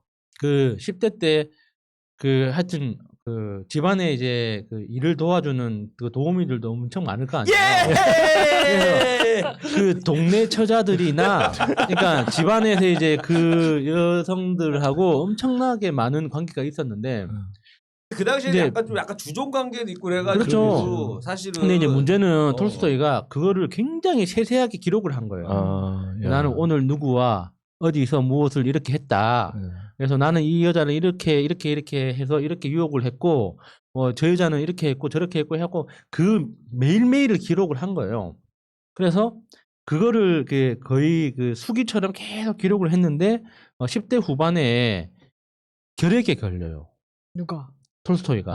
부자가 왜? 네, 결핵에 걸려가지고 요양원에 가거든요. 옮았구나. 예, 요양원에 가가지고 이제 나 이렇게 살면 안 되겠다. 그래서 이제 자기 그 수기 있잖아요. 그동안 기록한 걸 네. 보면서 나는 이 여자한테 이렇게 잘못했고, 나는 저 여자한테 이렇게 잘못했고, 오, 이 반성을? 여자한테는 이런 걸 잘못했고, 이런 걸 잘못했고 반성문을 엄청 씁니다. 오. 그래가지고 이게 자기가 이제 쾌락을 즐겼던 그 기록과 그 반성문 있잖아요. 그거를 굉장히 자기 어떤 개인적 보물처럼 간직해요. 그래서 결핵을 치료하고 이제 돌아와가지고 10대 후반에 이제 결혼을 하거든요. 근데 결혼할 빨리 때 많은 걸 경험을 빨리 했네. 10대 후반에 결혼. 그 10대. 귀족이니까 네, 귀족이니까 결혼을 하는데 그 결혼하기로 약속한 그 부인 될 사람 있잖아요. 부인 될 사람한테 이제 결혼식 전날에 이제 평생의 사랑을 고백하면서 내가 이런 사람이라고 보여줍니다. 하자는 거야 말도 말 결혼을. 그러니까 근데 그럴 줄 알고 신부도 잔뜩 꺼내. 아 나도 괜찮아. 나도 그렇게 놀았어. 잠깐만 기다려봐. 괜찮아. 하면서 더 많이 꺼내. 그러니까 오늘 그 같이 태우자. 그러니까 톨스토이 그 부인 이름이 안나였나? 갑자기 기억이 안 나는데. 그러니까 남자들이 하도 날 안 놔줘가지고 안나야. 오빠 걱정 마. 난 더 놀았어. 그러니까 그 톨스토이 와이프가 그 글자 그대로 돌아버리는 거예요. 너무 화가 나서. 그러니까 톨스토이보다 2살인가 3살 어린 사람이거든요. 그러니까 질투 때문에. 아니요. 그러니까 질투가 아니라 그러니까 뭔가 그러니까 이 그 당시에 귀족과 귀족 사이 결혼이잖아요. 예, 예. 그러니까 이거는 물릴 수가 없는 거예요. 그러니까 자기 마음대로 할 수 있는 결혼이 아니고 어차피 뭐하러 결혼을 해야 되는 톨스토이는 건데. 뭐하러 그랬지? 이해가 안 되는데. 아마 그 여자분도 그럴 거야. 다 읽어보고 나서 아 이 자식 완전히 귀 족같네. 완전히 귀 족같네 이거. 그래 줄리. 그러면서 얼마나 낫겠지. 그래가지고 그러니까 이게 톨스토이 부인이 악녀라고 하는 그런 썰이 있어요. 그러니까 톨스토이가 그렇게 그 대작을 써낼 수 있었던 건 그 와이프가 너무 악랄해가지고 집에 들어가기 싫어서 오사춘기. 자기 조만간 좋은 문화 작품 쓰시겠는데 오사춘기님. 오사춘기. 자기 조만간 작품 서재에서 쓰시겠어. 그렇게 미친 듯이 글을 써냈다 아. 그렇게 이야기를 하는데 그렇게 그러니까 실제로 악녀는 아니었습니다. 아니 약간 저기 톨스토이가 약간 저기 사이코패스 기질이 있는데 왜냐면 자기가 먼저 염장을 지르게 해놓고 나서 얘 화났어. 얘 이상해 화났어. 나중에 이거 아니에요. 나이 들어서 어떤 짓을 하냐면 톨스토이가 자기 저작권을 기부하려고 해요. 그러니까 누구한테? 자기 재산과 그 자기 그 땅과 자기 땅과 집과 저작권까지 다 기부하려고 해요. 누가 맞아 아니면 남편이 나라에. 그러면 어떻게? 나라에? 알겠어? 예, 기부하려고 하는 거예요. 자녀한테 안 주고 그러니까 왜? 이유가 나는 민중으로 돌아가야 된다. 나는 민중과 함께 해야 된다. 이런 논리로. 내가 봤을 그러니까 와이프가 돌겠습니까? 안 돌겠습니까? 매우 쳐야지 이거. 매우 쳐라. 내가 봤을 때 아들들도 돌아버릴 것 같은데 아들 자식들도. 그래가지고 그 와이프가 합의 본 게 저작권은 넘기지 마라. 그래서 땅을 누구 주든 상관없다. 저작권은 넘기지 직접 마라. 저작권을 예. 가셨네. 왜냐하면 그 톨스토이가 엄청 악필이었거든요. 그러니까 아 맞다. 톨스토이가 대충 써서 갈기면 그 와이프가 이렇게 정자로 이제 다시 정리해서 출판사에 넘겨줬어요. 그러니까 그 작품에 대해서 이제 그 와이프도 권리가 있지만 누구보다 더 작품의 잘하겠네. 가치를 잘 아는 거지. 항상 자기가 예, 써봤기 예, 때문에. 예. 그래서 그 마지막까지 저작권은 와이프가 지켰는데 톨스토이가 말년까지 그렇게 와이프 속을 썩였다고 합니다. 그래서 우리가 이제 알고 있는 그 이미지와 실제는 이렇게 다르다 이거죠. 제 이야기는 여기까지 하겠습니다. 자, 네버엔딩 스토리 189회 네, 김일희 편입니다. 자, 끝판왕인데 일단은 제가 이제 찾은 끝판왕이 몇 개가 있어요. 일단은 제가 이제 요즘에 뉴스를 이렇게 보다 보면서 야, 진짜 이제 이게 끝판왕이 왔구나 하는 게 있어요. 예전에 제가 그 몰래카메라 그 일본이 끝판왕이라고 한번 얘기한 적이 있었을 거예요. 무슨 변태도 아니고 걔네들은. 아니, 그 일본 애들은 그 몰카가 정말 스케일이 커요. 그러니까 엘리베이터를 타면 엘리베이터 바닥이 뚫어가지고. 열리면서 떨어지는 뭐 이런 거고. 아 실제로? 실제로 그거에서 만들어요. 세트를 만들어서 팬티 이렇게 들고. 떨어지는 거를 이렇게 하면서 막 웃어. 이런 아, 거 너무 심하다 그거는. 그거가 있고 그 다음에 그 차를 태워요. 근데 그 스턴트 카 모는 사람한테 운전을 시켜. 그래갖고 바퀴를 막 들고 가게 하고 뭐 이런 거를 해요. 그럼 뒤에서 엄청 놀랄 거 아니에요. 근데 그 엘리베이터 그 때려주는 건 그 사람 정신병 걸릴 것 정말 같은데. 그럴 정도. 정도 내가 되죠. 봐도 그것도 유명한 그 몰카예요. 네, 그리고 무슨 저기 집을 통째로 막 이렇게 올리고 막 그러잖아 막. 그리고 저기 무슨 어디 식당에 가가지고 갑자기 강도가 들어오고 막 그때 이제 연예인은 어떻게 하나 막 이런 거 구경하고 하는 거예요. 근데 거기 스태프들 밥 먹는 사람 다 스태프인 거야. 그러면 한 몇십 명을 심어가지고 그 영상 하나 따려고 이렇게 대작으로 만들거든요. 근데 이제 일본에서 하는 게 야 이거 몰카의 끝판왕이다 내가 그렇게 생각했었는데 최근에 이걸 이기는 게 나왔어요. 여명의 뭐냐면 통자. 예. 이라크에서 아이리스 테러리스트로 몰카를 한 거예요. 너무했더라고 그거는. 그러니까 이라크에서 그건 진짜 미친 그러니까 축구 선수하고 어떤 여배우가 있어요. 여배우가 있는데 눈 가리고, 그 납치해서 납치하고 그 다음에 우리는 아이리스다 하면 데리고 다녀요. 데리고 다니면서 폭탄 조끼라고 하면서 입혀. 우린 IS 테러리스트 죽여버린다고. 하고 막 납치를 해서. 울고 막 실신하고 난리가 나는데 그 여자는 기절했어요. 그 자리에서. 그러고 나서 이게 몰래 카메라였습니다. 야, 그 사람들 진짜 그거는 트라우마가 남을 것 같아. 여자가 막 하다가 총으로 쏴 죽여버린다고 진짜로 너무 그거하게 눈 다 가리고 그러니까 여자가 그 자리에서 졸도해버려 실신. 근데 이거를 해요. 그래서 뭐냐면 얘네들이 이제 처음에는 여기 그 아이리스에서 잡혔다가 탈출한 애를 만나러 가자. 위로해주자고 데리고 가요. 데리고 간 다음에 거기서부터 이제 아이리스에 대한 납치가 되는 걸로 넘어가는 거예요. 그래갖고 막 진짜 막 죽는 줄 알고 막 그거를 다 담은 거예요. 몰래카메라에. 정말 막장 끝판왕으로 가더라고요. 그래서 내가 야 이거 너무 심하다. 이런 거를 우리가 진짜 이거는 그게 어떻게 장난이냐. 그러니까 이거를 근데 그 방송에서 한 그러니까 일반 뭐 누가 유튜버 애들이 한 게 아니고 아니 근데 그 나중에 서프라이즈 뭐 몰래 카메라 했습니다 한다고 하더라도 화가 안 가라앉을 것 안 같아. 가라지. 이거 왜냐면 목숨이 왔다 갔다 하는 건데. 아니, 그러니까 그 동네에서 그 탈레반이라고 하는 거 있잖아요. 네. 그 IS의 근본이 됐던 그 탈레반이라는 그 사람들의 이미지라는 게 우리가 그냥 단순히 좀 그 극단적인 테러주의자들 이렇게 하는 게 아니라 그 동네에 사는 사람들 입장에서는 엄청 두려운 존재거든요. 네. 근데 그걸 가지고 그러니까요. 사람들한테 장난을 치는 건 진짜 너무 심하다. 네. 그래갖고 이게 한동안 저기 그 실검이 올라왔단 말이에요. 올라왔고 그래서 야 이거 진짜 끝판왕이구나. 이건 심지어 이제 그 뭐 TV 쇼에서 한 거니까. 그러니까 우리나라로 치면 이제 MBC, SBS, KBS 이런 데서 한 거란 말이에요. 야, 진짜 이게 기레기가 우리나라에만 있는 게 아닙니다. 진짜 전 세계 어디나 있네. 이제 아니 기레기는. 옛날에 그 몰래카메라 중에 김종서 몰래카메라가 있었는데 그때 미용실에서 네. 이렇게 파마하다가 이렇게 그 강도가 들어온 거예요. 그래서 넌 여자야 남자야? 그러니까 남자입니다. 그러면서 너 머리가 왜 그래? 근데 김종서가 자기가 거기서 막 깔깔 웃으면서 이제 그 에피소드를 얘기를 하잖아요. 근데 정말 몇 달 동안 잠을 못 잤대요. 자기가. 김종서가 군대를 정신병 때문에 못 갔어요. 김종서 자체가 네. 정신병 때문에 군대를 못 갈 정도로 이제 그 심신이 불안정한 사람인데 거기다가 진짜 와서 강도가 와서 와 해갖고 막 이러니까 그런 에피소드를 네. 또 얘기하더라고요. 그 정도인데도 이러는데 이거 뭐 아이리스에서 뭐 데리고 가고 했다고 하니까. 그러니까 이거는 TV 쇼에서 놀라운 거고 유튜브로는 그런 게 많이 있었어. 어떤 그 미국 애들인데 이 은행 강도 그걸 몰카를 찍은 거 유튜브로. 그러니까 뭐냐면 형제예요. 형제인데 둘이서 이제 은행 앞에서 막 복면 쓰고 막 뛰어댕겨. 갖고 막 택시 같은 거 타가지고 어디 가. 그러니까 택시 아저씨가 안 가는 거야. 뭐 안 가면 안 된다고. 가. 뭐 협박하고 그래서 내려. 신고가 들어와서 경찰이 와가지고 뭐 하는 거냐. 유튜브 우리 하는 애들인데 그랬더니 이런 거 하지 마셔라. 위험하다. 근데 또 딴 데 가갖고 또 하는 거예요.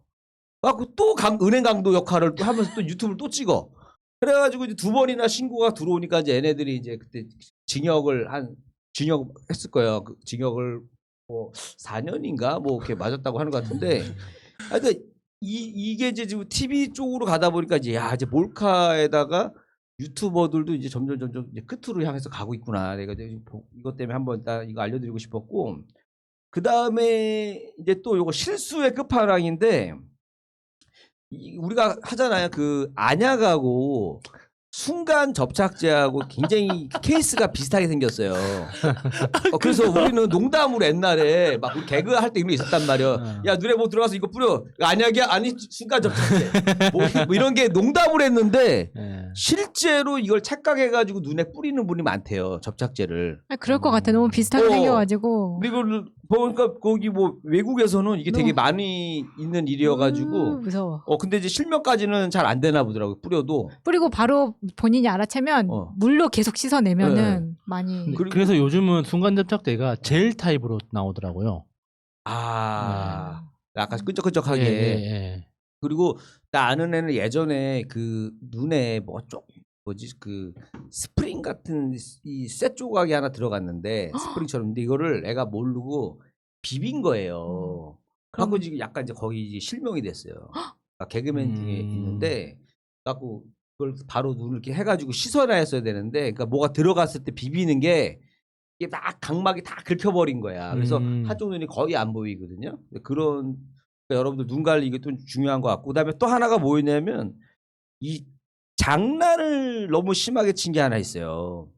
어렸을 때 이제 오빠랑 동생이 둘이 이제 심심하니까 그 콩 있잖아요. 콩 작은 콩을 서로 귀에다 넣고 누가 먼저 빼나 내기를 한 거예요. 아 그거는 애들이 제 딸도 꼭 계속 콧구멍에다가 그래, 코에다가 콩을 많이 했어. 넣어요. 코에 넣으면 되게 콩이 불잖아요. 응급실 되게 많이 가요. 그거 불러가지고 이분도 보니까 어렸을 때 이게 불어버린단 말이에요. 그러니까 네. 귀가 작으니까 안 나오잖아요. 그래서 나중에 이게 이제 그래 그 큰일 나. 귀를 청각 장애가 오고. 네. 그러니까 어렸을 때 이거 장난치는 거, 야 이거 되게 이거 위험한구나.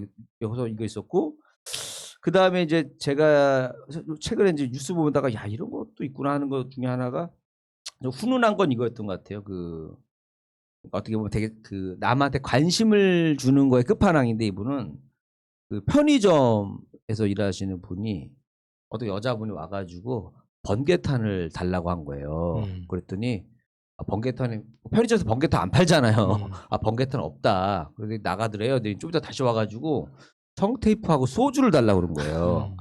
갖고 이 사람이 팔긴 팔았는데 느낌이 안 좋은 거야. 아 이 사람 뭔가 이상 자살하려고 하는 것 같아. 경찰에 신고했더니 벌써 어디 간 거야. 어떻게 하지 하다가 이분이 아무래도 이 사람이 자살할 것 같아. 그러니까 보통 이 정도 되면 이제 아유 난 할 만큼 했어 하고 그냥 마는데, 이분은 끈질긴 거야. 그 여자분이 결제했을 때 그 카드사에다 전화를 한 거야. 네. 뭐 결제를 잘못했다. 그분한테 연락해서 전화를 달라고 해라. 그래갖고 그분이 전화가 온 거예요. 그때 경찰이 이제 위치 추적을 해가지고 가서 여자분이 실제로 자살을 하려고 그랬는데 이제 막은 거예요. 막았어. 관심 때문에 막아서. GS거든요. 여기 편의점이. 갖고 그 GS에서 감동을 받은 거지. 그래갖고 여자분한테 보상금도 주고, 뭐 포상금도 주고, 포상금이 아니지 뭐죠? 뭐 위로금도 주고, 예. 상금, 격려금도 주고, 그 다음에 우리가 그 정규직을 뽑을 거다. 당신이 지원하면 우리가 뽑겠다. 약속까지. 그 직원이 여자 여자 직원이 편의점 알바생이 한 거예요. 그걸 다. 자살하려고 그런 사람한테 돈 그걸 막은 줬다 거야. 그랬지. 그래서 야, 그래서 내가 자살하려고 한 사람 말고 그 편의점의 그분한테 아르바이트생을 알바생을 정규직으로 뽑는다고. 거기서도 왜냐면은 이제 놀란 거지. 되게 괜찮다 얘는. 그래서 정규직으로 그렇게 센스 있는 사람 구하기 힘들거든요. 어렵죠. 그렇게 네. 관심 갖고 회사에도 이렇게 네. 관심을 갖고 일하면 얼마나 좋겠어요. 그래서 제가 일단은 이거를 하면서 저는 이제 최근에 이제 참 제 인생도 참 끝판왕에 왔다 갔다 하는 것들이 있는데, 뭐냐면 제가 이제 얼마 전에 이제 가평을 갔더니 이제 토끼고기 먹어보셨어요? 토끼고기? 어렸을 때 한번 아버지가 주시는 거 먹어본 적은 있어요. 네. 네. 그러니까 저는 이제 토끼고기를 이렇게 다 사주셔서 토끼고기도 먹고, 그다음에 무슨 또 회인데 조개인데 뭐 새조개라고 그런가? 예, 되게 예. 비싼 거라고 그러더라고요. 새조개 막 약간 오징어 다리처럼 생겼어요. 예, 이게 두꺼운 거 그거. 혀 낼름 뺏고 있는 듯한. 이렇게. 그래서 그것도 되게 비싼 거래요. 그래서 그것도 먹고, 그다음에 갔더니 또 우리 연예인 오셨다고 해서 또 그 차비를 많이 주시더라고요. 귀한 대접 받았네. 귀한 대접을 받은 거예요. 네. 갖고 야 이거 감사하다. 근데 나는 그날 다음 날은 뭐냐면 우리 형이 저 페인트 일하잖아요. 근데 그것도 알바하러 가거든요. 전날을 막 연예인 왔다고 막 토끼고기에다가 이거 먹고 네. 뭐 차비도 막 몇십만 원 받고 이랬는데, 네. 다음 날 이제 우리 형 그 페인트가 요즘에 장사가 우리 형이 이제 일이 되게 많아가지고 그러니까 요즘에 이제 페인트 일이 많으니까 하루 전화가 와갖고 이제 형이 내일 뭐 하냐 해서 안 하는데 오래는 거예요. 그래서 너 알바 좀 해. 내가 우리 집 어렸을 때 페인트 했기 때문에 제가 이걸 잘 알잖아요. 네, 자격증도 있다 그랬잖아요. 자격증도 있고 용어 네. 잘 알고. 네. 그러니까 이제 이렇게 하는데, 그래서 이제 그 하루를 또 그 알바를 딱 하면서, 근데 어제랑 오늘 이틀이 너무 다른 일인데 하루 오늘 이거 무슨 기술자도 아니고 이거 데모도란 말이에요. 데모도라고 하는데 그 데모도는 잡일이란 말이에요. 그러니까 네. 기술자들이 있고, 그러니까 페인트 칠하시는 분들은 기술자인 거예요. 근데 거기가 이제 그 우리 형은 교회 다니는데 거기가 이제 절이거든요. 절 방수 공사를 하러 간 예, 거예요. 예, 예. 그래서 그 이제 좀 있으면 이제 부처님 오신 날 아. 되니까 이제 그 이제 방수 공사를 하는데 방수는 3번 매기거든 페인트를. 아. 네, 3번 해요. 방수 페인트 그걸 3번을 네, 칠해요. 그 에어폭싱 작업하는 건데 어. 그걸 이제 3번을 해야 돼. 그러니까 그 하도, 중도, 상도 3번 발라요. 그러니까 이렇게 튼튼해. 그리고 이게 제일 중요한 게 뭐냐면은 그 먼지 그 먼지라던가 이런 거를 다 청소를 잘해야 돼요. 그래야지 이게 안 일어나요. 아, 그러겠네. 갖고 네. 청소기로 옥상 같은 데를 다 빨아들여야 된단 말이에요. 이렇게 싹 빨아들여가지고 그 상태로 하나도 없게 최대한 아. 빨아들여야지 처음 바를 때 그 하도 먼지 작업을 다 그 깔끔하게 작업이 제일 된다고. 힘들어요. 아. 청소기로 그러니까 공업용 청소기로 다 빨아들이고 아 그걸 데모도가 하겠네. 그렇죠. 그런 거 데모도가 그런 것도 하고 그다음에 나랑 같이 해. 그다음에 칠도 날라주고 예. 칠도 날라주고 칠 쓴 거 갖다 놓고 이걸 다 한단 말이에요. 그래서 하고 싶다. 그걸 싹 하는데 근데 내가 이제 그걸 우리 어머니가 그걸 기가 막히게 찾아요. 저기 물 새는 데를. 엄마가 기가 막히게 우리 어려운 엄마가 선수란 말이에요. 그거를. 그래서 옥상에 딱 물이 새면은 딱 찾아요. 어디가 새는지 잘 찾아요. 우리 어머니가. 그러니까 일반 사람들이 잘 못 찾아. 그러니까 지금 제가 부천에 이사 온데도 이게 원래 비가 오면 물이 새요. 집에. 새는데 그래서 우리 이제 거기 집주인한테 이거 위에 옥상 방수 좀 하셔야 된다. 그랬더니 하겠다니까 견적지 뽑아달래. 그래서 견적 뽑고 하려고 하는데 우리 형이 이제 일이 많다 보니까 못 하니까 우리 엄마가 일단 급한 대로 그 실리콘 있어 실리콘으로 야, 여기 같은데 일단 엄마가 이거 싸줄게 하고 싸줬거든요.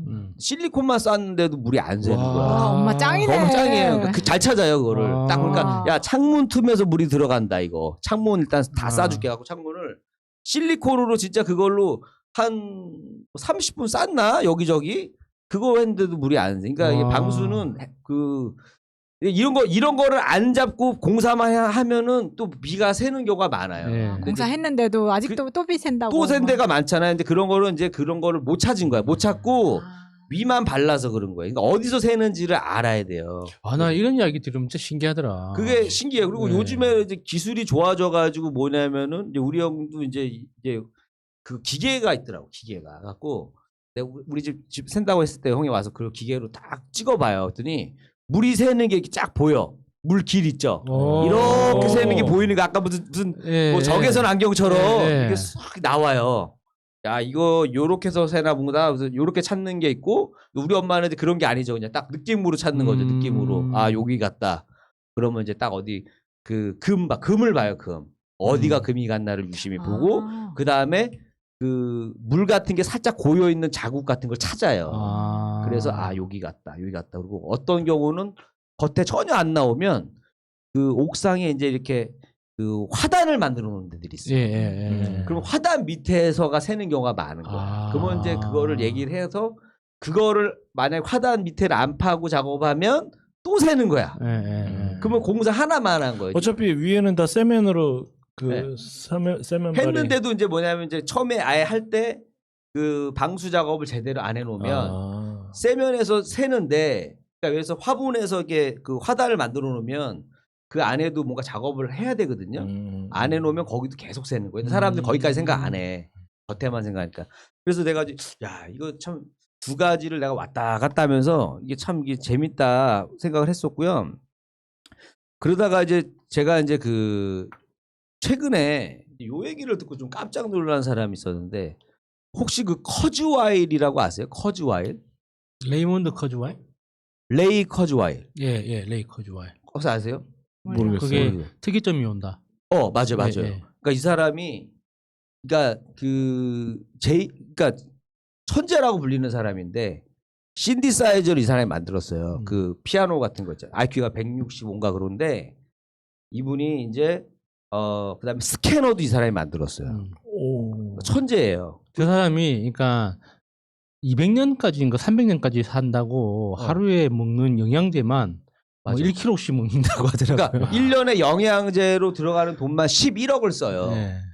근데 이 사람이 애플 음성 인식 그 시리 그거 개발자예요. 그러니까 천재라고 불리는 사람인데 지금 구글에 또 취업을 한 상태란 말이야. 구글 다녀. 저 사람이 그러니까 일종의 이제 IT 업계에 뭐 그 천재라고 불리는 검잡이 뭐 이런 거 있잖아요. 도장 깨기 하는 것처럼 이제 MS 가서 하나 만들어주고 애플 가서 하나 만들어주고 구글에서 하나 만들어주고 다시 나와가지고 테슬라 가서 뭐 하나 만들어주고 뭐 이런 사람. 그러니까 이 사람이 이제 구글의 이제 엔지니어링 이사인데 이 사람이 이제 옛날부터 예언을 많이 했어요. 한 140 몇 개를 했는데 그래요? 이 사람이 말한 것 중에 120개가 이루어졌어요 지금. 김종인 생각나네. 김종인. 여기저기 다니면서. 그러니까 저렇게 예언한 것 중에 하나가 인간 수명이 네. 그러니까 25년부터인가 26년부터 그러니까는 뭐 150년이 된다는가 200년이 된다는가 정말. 뭐 그런다고. 근데 너무 힘들다 진짜. 아니 그러니까 뭐까지 나왔냐면 근데 이 사람이 얘기한 거 중에서 여러 가지가 됐는데 그 중에 이제 하나가 최근에 그 앨런 머스크가 이제 실험하는 거 중에 그거 있잖아요. 그 원숭이가 생각만으로 게임하는 거 있죠. 이제 그거가 이제 이 사람이 얘기한 거 중에 그거란 말이에요. 이제 뇌가 이 뇌에 있는 거를 데이터를 저장을 해서 또 다른 뇌에다가 심을 수가 있는 거를 이 사람도 얘기를 하고 있거든요. 그래서 인류는 앞으로 뭐 외모에 대한 것도 없어. 왜냐면 몸을 바꿀 수가 있으니까. 그러니까 영원히 살게 된다. 영원히 살게 되고 야. 불치병이 없어. 이걸 다 예상을 하더라고. 그래서 한 사람하고 결혼해서 막 150년씩 살아? 그러니까 왜냐면 뇌를 계속 업데이트를 하니까 우리가 이제 내 정보를 컴퓨터를 새로 사서 계속 업데이트를 할 수 있잖아요. 근데 이 사람이 얘기하는 건 그래서 왜 영양제를 많이 먹냐면 이 사람이 원하는 그 수명까지 살아야 되는 거야. 앞으로 몇십 년 더 버텨야 돼. 이 사람이 원하는 미래 그래야지 세상이 다른 몸으로 넘어갈까. 그래서 돈을 영양제에다가 1년에 11억씩 쓰고 있는 거예요. 그래서 실제로 신체 나이가 지금 이 사람 원래 나이는 거의 70 정도 됐거든요. 근데 지금 그 신체 나이는 40 몇 살밖에 안 됐대요. 그러니까 오래 살아서 뭐 하려고. 그러니까 이 사람은 그거 너무 확신을 갖고 그러니까 자기 미래에 이론을 대해서. 증명하고 싶은 거죠. 야. 그래서 이 사람이 이제 뭐 가상의 세계가 열리고 뭐 여러 가지 예언을 했는데 사람들은 이 사람이 예언한 것들이 앞으로 어떻게 이루어질지에 대해서 되게 많이 보고 있는데 무슨 뭐 그러니까 질병 관련된 것도 이제 다 극복이 되고 그다음에 이런 얘기가 좀 와닿는 건 이게 있었어요. 그러니까 가상의 세계든 현실의 세계든 내가 선택할 수가 있다는 거 앞으로는. 그러니까 가상에 머물고 싶으면 가상에 머물어도 되고 그리고 내가 다 포맷 하고 싶어. 포맷해서 다시 애기로 다시 시작할 수가 있고 마치 게임처럼 막 이런 얘기를 그러니까 막 우리가 그러니까 지금까지 검증이 안 된 사람이 이런 얘기를 하면 저 사람 약간 상태가 안 좋네 할 텐데 그 사람이 얘기한 거 중에 한 80% 이상이 이루어지다 보니까 이 사람이 얘기한 나머지 애들도 막 관심을 갖고 있거든요. 그래서 야, 이 사람이 말한 이 사람 예언대로 되면 정말 이거 뭐 인생이 끝나지가 않겠구나. 돈이 많으면. 그렇죠. 비싸게 나오겠지. 돈이 많으면. 그래서 이 사람 나도 왜냐면 이 사람 얘기를 내가 최근에 들어가지고 놀래가지고 야 이거 앞으로 이 미래 예언에 대해서는 또 유명하신 뭐 우리가 뭐 눈에 띄는 과학자들은 많았지만 이 사람 저 잘 몰랐거든요. 몰랐는데 이 사람을 내가 발견하고 나서 너무 신기한 거예요. 이제 제 얘기는 일단은 그래서 오늘은 끝판왕 미래에 대한 끝판왕 이분 한번 레이 커즈와일 이야기까지 전해드렸습니다. 네버엔딩 스토리 마지막 시간 그 박력 있게 치세요. 마치합니다. 네, 이번 주 이야기 끝판왕 이야기 하고 있는데요. 이게 이 끝판왕이라는 게 의리의지를 할 때 더 못 참는 것 같아. 그 의리의지를 하는 것들 이야기가 이번 주에 좀 많이 나왔었는데 예를 들면 우리가 딱 저번 주에 그 얘기를 했었는데 주차 갑질하는 거 있죠. 근데 나는 김일희 씨가 이거 차 못 쏜댄다 막 그랬잖아요. 네. 어떻게 되든지 네. 아파트 건드려요, 입구에 대놔도 그때 네. 뉴스에도 나오고 막 네. 그랬었는데 법을 바꿔야 된다는 얘기가 많아. 그래서 법을. 그래서 그 기사를 봐도 실제적으로 경찰이 출동을 해도 그렇게 불법 주차를 한 사람한테 어떻게 할 수가 없다는 거예요. 할 수가 없어요. 현행법상 어떻게 할 수가 없다. 뾰족한 방법이 없다. 근데 제가 이제 오토바이를 팔아야 되겠다고 이제 고민을 했었잖아요. 네. 그러니까 진짜 팔려고 샵에다 넘겼어요. 진짜로 이번에는. 근데 그렇게 한 결정적인 이유가 뭐냐면 구청에서 전화 왔다고 그랬잖아요. 그러니까 구청에서 전화가 온 거예요. 어느 날. 뭐 이거 이 빨간색 오토바이 차주냐? 그래서 맞다 그랬더니 이 오토바이가 견인 신고가 들어왔다는 거예요. 그래서 내가 그거 제가 입주자인데요. 그랬더니 입주자세요? 그러면서 이제 구청에서는 알았다는 식으로 하고 끊었어. 근데 조금 있다가 이제 내 번호를 알았으니까 그 번호를 그쪽 입주민들한테 얘기를 해줬겠지. 근데 내가 잘못한 것은 여기서 저의 잘못을 인정합니다. 제가 처음에 이사 와서 오토바이를 한번 거기다 넣어놓고 그다음부터 한 번도 안 탔거든요. 그러니까 지금 한 1년 좀 넘었지. 근데 그때는 내가 그냥 저 지하 주차장에 아무거나 써도 되는 줄 알고 옆동 지하 주차장에다 넣은 거예요. 우리 동이 아니라. 근데 오토바이를 별로 잘 신경 안 쓰는데. 근데 주차도 예를 들어 남의 차 그 랏을 딱 안 차지한 건 아니잖아요. 아니고 네. 벽에다 딱 붙여가지고 그리고 내가 여러 번 확인했어요. 옆에 차가 왔다 갔다 하고 문 여는데도 문제가 없는 곳에다가 처박아놨단 말이에요. 완전 구석에다가. 근데 이제 한번 가봤더니 누가 여기에다가 주차하시면 안 됩니다. 뭐 이렇게 써놨길래 저 입주자가 아니면 주차하면 안 된다. 그래서 저 입주자입니다 하고 내 번호를 적어놨었단 말이에요. 근데 아무도 못 봤나 봐. 그 이후로. 근데 그 번호 종이는 계속 붙어져 있었거든요. 근데 이제 거기서 구청에 신고를 한 거잖아요.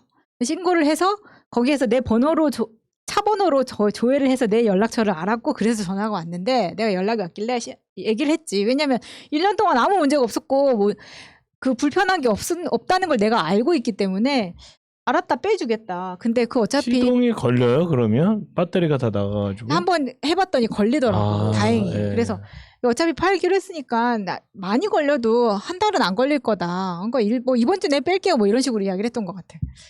그랬는데 그러고 나서 이제 아저씨한테 물어봤어요. 샵에 가서 이거 오토바이 팔려면 어떡하냐 막 그랬는데 이게 오토바이 막 그 사용자 폐지도 해야 되고 막 하니까 되게 복잡하더라고. 진짜 일단 알았다 하고 집에 와서 오토바이를 딱 보러 갔더니 오토바이 위에 누가 막 오물을 갖다 이렇게 부어놓은 거예요. 근데 그게 너무 오래됐고 나도 한 번도 보러 가지 않아가지고 완전 말라붙어 있는 거야.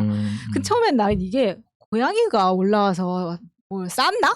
처음에 이렇게 생각했는데 아무리 생각해도 고양이가 앉아있으면 앉아있지. 거기다가 고양이는 항상 싸려면 이렇게 그렇죠. 훅을 막 이렇게 해야 되는데 그렇게 할 수 없는 시트잖아요. 그래서 이거를 김일희 씨 생각이 딱 나는 거야. 이거 여기다 이렇게 해꽂으면 안 될 텐데. 그리고 뭐 웃기는 건 뭐냐면 내가 오토바이 세운 거 앞에 버려진 오토바이가 하나 있었어요. 그러니까 이미 그 공간은 쓸 수가 없는 공간이라서 내가 거기다가 주차를 해놔도 어차피 안 쓰는 공간이었단 말이에요. 그래서 내가 기분이 나쁜 거야. 이제 이거를 잡아서 말어? 막 이제 고민을 막 하고 있고 이제 잡기가 어려울 거 아니야. 예전에 한 걸 텐데 그걸 버렸었어도. 그래서 이제 그날은 또 지나갔고 그 다음 날이 됐어. 그 다음 날이 됐는데 아침부터 전화가 오는 거예요. 왜 오토바이 안 빼냐고 전화가 온 거야. 아줌마한테. 그래서 내가 얘기를 했지. 구청하고도 통화를 했고 뺀다고 했으니까 알았다 빼겠다. 근데 그 아줌마는 이제 이거 좀 빨리 빼주셔야 된다 그러는데 아니 내가 그걸 몇 번을 가서 봤는데 아무도 터치를 안 하고 그러니까 차에 문제가 없는데 빼라고 하니까 귀찮아서 빼려고. 어차피 이제 나는 1년을 세워놨으니까 이거 더 이상 오토바이한테도 못할 짓이다. 그리고 점점 오토바이한테도 중고가가 까이니까 빨리 팔아야겠다 싶어가지고 그렇지, 맞아. 했어. 근데 갑자기 그 나랑 통화하는 사람 옆에 서 있던 아줌마가 뭐라니? 야 무슨 말이 그렇게 많아? 빨리 빼! 막 이러는 거예요. 갑자기. 내가 곱게 나가다가 나 진짜 내 참으려고 그래. 내가 저번 주부터 내가 안 참는다 그랬잖아. 지금 뭐라고 하셨냐고. 옆에서 뭐라고 하셨냐고 내가 그랬어요. 그랬더니 이 아줌마는 본인이 나랑 통화를 잘 하고 있었는데 당황한 거야. 옆에 있는 아줌마 때문에. 그럴 수 있잖아. 자기 의도와 상관없이 옆에서 그러니까. 그래서 아니 뭐 그런 건 아니고 그러게 아니긴 뭐가 아니고 지금 옆에서 반말하고 소리 지른 거 아니냐고. 내가 안 뺀다 그랬냐고. 내가 죄송하다고까지 이야기했는데 이런 식으로 하면 사과하실 때까지 나 저 차 못 빼요. 내가 이제 이랬어. 그러고 나서 이제 이 아줌마가 차 안 빼시면 저 오토바이가 뭐라고 진짜 그거 안 빼시면 자기들이 옮기겠대. 그래서 바로 이제 정변한테 콜을 했죠. 야, 이러인다는데 어떻게 해야 되냐 그랬더니 거기에서 조금이라도 움직이면 점유물 이탈이 아니라 이건 절도라는 거야. 그래 그렇게 되네 이거. 그래? 알았어 끊어. 다시 이제 아줌마한테 전화를 했어. 방금 저한테 이야기하신 분 사과하라고 이야기하시고 저한테 전화하라고 이야기하라고. 그래서 차 안 뺄 거고 내가 이거 오물 이거 확인했는데 이거 이 오토바이 진짜 비싼 거고 이거 시트 가는데 200만 원 들 거다. 입주회의에서 알아서 처리하든지 아니면 나 이거 차 못 뺀다 이제 그랬어. 그래서 근데 한 가지 걸리는 거야. 처음에는 나 이거 그냥 바로 빼고 사실 그냥 이거 물티슈로 닦아가지고 그냥 샵에 넘기면 아저씨가 이제 다 알아서 해줄 텐데 분한 거예요. 나는 내가 그래 잘못했다 100번 양보해서 내가 잘못했다 쳐도 이걸 이렇게까지 할 건가 내가 뺀다고 했는데 그 다음날 전화해서 또 이렇게 난리를 칠 건가 이제 열받은 거야. 그래서 다시 정변한테 전화를 했지. 혹시 까나리 액젓 주문할까? 내 말이 이랬어. 그랬더니 정변은 못 알아듣는 거예요. 그 까나리 액젓 고양이가 안 좋아한대. 그래서 아니 그게 아니고 나는 냄새 테러를 하고 싶다. 내가 막 근데 농담 삼아서 그렇게 얘기했더니 그런 거 하시면 조선일보가 좋아할 겁니다. 이제 이러는 거예요. 근데 사실 내가 그때까지만 해도 전화로만 통화했잖아. 근데 나를 정말 뭐 돌아다녀서 나를 알아본 사람은 진짜 없어요. 근데 100에 한 명 가끔가다 나타나는 거야. 저번에도 한번 동네에서 누가 안경도 쓰고 화장도 안 하고 모자까지 썼는데 나를 알아보시더라고요. 그러지. 무섭다. 아니 어떻게 알아봐? 그러니까 알아본다니까요. 마스크까지 썼는데. 그때 우리 치킨집 가고 한번 알아본 적 있죠. 그러니까 뭐냐면은 신기하게 그러니까 왜냐면은 우리는 뭘까 하는데 이걸 꾸준히 보던 사람은 딱 나타나잖아요. 이게 되는 거야. 알아. 그래서 이게 만에 하나, 만에 하나 이 입주민 중에 한 명이라도 알면 어떻게 할 거냐고 이제 딱 그렇게 이야기하는 거예요. 아니 내가 까나리 액젓을 산다는 게 아니고 나 지금 너무 분하다 갑자기 욕을 먹으니까. 그래가지고 결론은 어떻게 됐냐면 그 아줌마 전화 와서 나한테 미안하다고 했어요. 왜냐면 내가 안 그러면은 아줌마가 이 시트에다 이렇게 한 걸로 치고 200만 원에서 내가 고소하면 어떡할 거냐고 이제 막 그랬지. 근데 또 이걸 녹음할까 봐 그렇게 세게는 못하고 뭐 같이 사는 마당에 이렇게까지 해야 되냐고. 그래서 뭐 피해 입으신 거 있냐고. 자기도 말 못하잖아. 피해 입은 게 없는데. 나는 이해가 안 되는 게 이게 아니 우리도 아파트에 주차장이 막 있는데 오토바이가 한두 대가 짱 박혀서 제일 끝에 있어요. 그건 누구도 될 수 있는 곳이 아니에요. 그러니까 자전거 되는 데는 지상에 이렇게 있고 자동차가 있는 데가 있고 오토바이가 한두 군데가 있거든요. 그렇죠. 근데 그거 가지고 누가 뭐라 그래요? 예를 들어서 무슨 뭐 내가 아까 얘기한 대로 그러니까 1년 동안 조용했어. 나 이해가 안 되네. 그러니까 그게 사람 어떤 화가 생각 구조에 굉장히 신기한 점인데 그러니까 사람들은 어느 지점에서 화를 내냐면 나라면 안 그런다. 이 지점에 대해서 화를 내는 거거든요. 그러니까 내가 만약에 저런 저렇게 예쁘장한 오토바이가 있으면 나는 저렇게 방치하지 않을 텐데 쟤는 도대체 얼마나 잘 살고 좋은 게 많길래 저렇게 멀쩡한 오토바이를 저렇게 방치할까? 그렇게까지는 그러니까 보통 사람들이 토스토이. 비난하는 근거라는 게 어떤 특정한 어떤 그 규칙이나 기준이 있는 게 아니라 나라면 저렇게 하지 않았을 텐데 저 사람은 왜 저럴까? 그래? 이걸로 화를 내는 근데 거예요. 나는 어떻게 생각했냐면 저 오토바이 주인이 건장한 남자였으면 나한테 야 무슨 말이 많아 이렇게 했을까 싶은 거야. 당연하죠. 나는 그렇지. 아직까지 나한테 불친절한 사람을 본 적이 없어요. 근데 오토바이도 자동차처럼 난 많아. 연락처를 남겨놔요? 저는 다 이걸 해놨죠. 아니 그 되게 매너 있게 잘 매너가 하는 있는 거예요. 왜냐면 요즘에는 진짜 그 사람들이 악랄한 게 뭐냐면 주차를 엄하게 해놓고서는 연락처를 안 놔요. 그러니까 전화를 할 수가 없는 거야. 그리고 오토바이가 연락처를 다칠까봐. 없으니까. 왜냐면 저는 오토바이가 이 앞에 이렇게 쉴드 있죠. 윈드 쉴드. 이게 있는 거예요. 베스파라고. 그 투자해서 다 한 거라고. 거기에 조금이라도 금이 가거나 하는 게 싫어. 그래서 이제 다 적어놨는데 결국은 이제 샵에 넘겼어요. 넘기면서 또 웃기는 게 이런 거예요. 넘겼는데 그 다음날 아저씨한테 다시 연락이 왔어. 샵의 아저씨한테. 두근두근하지. 벌써 팔렸나? 말하면서 전화를 딱 받았는데 샵 문을 딱 아침에 열자마자 오토바이를 내놓으려고 딱 꺼냈는데 앞에 초등학생이 싱싱이를 타고 가면서 슉 지나가서 아저씨가 오토바이를 넘어뜨렸다는 거야. 그래가지고 이걸 다시 도색을 보내야 된대. 내가 빨리 팔아야겠다. 도저히 머리가 아파서 가지고 있을 수가 없다. 아니 그 아저씨가 잘못하신 건데 그 아저씨가 잘못하신 거죠. 도색을 자기가 해준다는 건데 내 입장에서는 또 미안한 거야. 팔려고 맡겼는데 또 그 아저씨 괜히 막 그래가지고 근데 그 아저씨는 또 초등학생이 지나가다가 그랬는데 걔 붙잡고 물어내라고 하기도 좀 그렇다고 그치. 이야기를 하는 거지. 그러니까 서로 막 미안한 상황이 되는 거예요. 그래서 일단은 그렇게 보냈는데 보내고 나니까 되게 마음이 편한 거예요. 왜 근데 그 오토바이를 300에 팔고 싶다 그랬잖아. 욕심이었던 거지. 얼마래요? 시세는 150에서 200이라고 하는데 내가 그거를 많이 나네. 도장을 200을 주고 했는데 그 아저씨가 그걸 또 도장을 200을 주고 해야 되는 거예요? 아니 모르겠어 어떻게 할지는. 그래서 아저씨가 자기가 시세에 따라서 150에 사겠대. 내가 생각해 본다고 했는데 지금 생각하니까 그게 150에 넘기는 게 나은 아니면 거야. 아저씨가 약간 기술자 아니야? 일부러 자기가 싸게 살려고. 아따 호구 왔네. 또 왔나? 아따 우리 호구 또 마차 호구 왔는가? 하면서 또 작업 들어갈 수 있는 거 아니에요? 아니 그리고 요즘은 제가 확실하게 오토바이를 정리하겠다고 하는 생각이 있었어요. 그 전에는 오토바이를 내가 왜 탔냐면 그 뭐 커뮤니티가 있었어요. 소수의 커뮤니티. 그래서 10명 되는 이제 언니들이랑 같이 탔는데 그 언니들은 다 할리를 타고 거의 저만 할리를 하나 가지고 있고 스쿠터를 하나 가지고 있고 이런 식이었는데 저는 스쿠터만 있는 상황이었거든요. 왜냐하면 할리는 일단 내 키로는 진짜 안 되는 거야. 이렇게 잡아야 되고 이게 편안하게 탄 오토바이. 아니면 마차님은 이렇게 손에다가 효자손까지 해가지고 할리 효자손 2개 딱 해가지고 할리 타시려고 이렇게. 네, 이렇게 아니고 좀 낮게 탈 수도 있는데 나랑은 진짜 안 맞더라고. 아니 예전에 이걸 튜닝을 했는지 정말 턱걸이 이렇게 해서 가는 사람 봤어요 많이 저. 올려야 돼. 그리고 네. 힘들어 그게.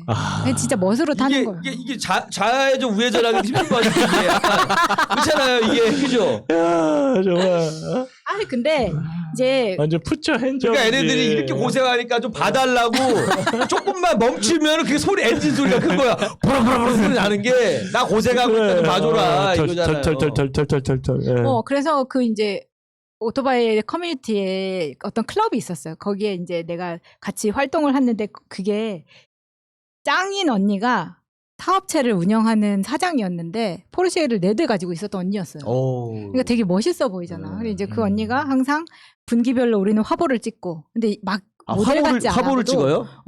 모델 같지 않아도 이게 워낙 특이한 클럽이니까 우리는 술도 안 먹고 진짜 건전하게 오토바이만 타는 애들이어가지고 항상 헬멧도 풀페이스 이거 이렇게 정확하게 쓰고 왜냐면 다치면 큰일 나니까 보호 장구 다 하고 그렇게 분기별로 화보를 찍는 게 얼굴이 그렇게 알려질 필요도 없고 하니까 대신에 이제 건전한 모터바이크 문화를 장착시키기 위해 뭐 이런 거를 막 했어. 야, 근데 화보까지 그렇게 찍을 정도면 참 그래도 좀 되게 특이하네요.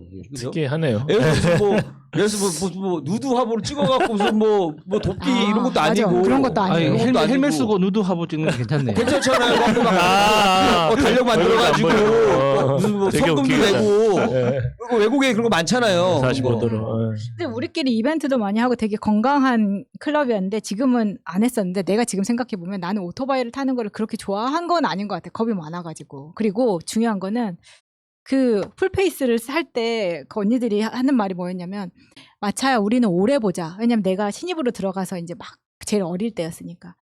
이게 활동을 누가 오래 하느냐는 이제 그 안전 문제라는 거지. 근데 제가 그때 그냥 이렇게까지만 있는 헬멧을 썼기 때문에 풀페이스는 그 진짜 이거 앞에까지 이렇게 다 가려주는 거죠. 그래야- 그 저게 무슨 그 동계올림픽 할 때 그 그 타는 쓰는 거 것처럼. 그거요. 예. 그래야 턱이 안 나간다는 거야. 예. 다쳤을 때. 어. 반모만 그렇지, 쓰면은 그렇지, 날아가요 그렇지, 그냥. 그렇지.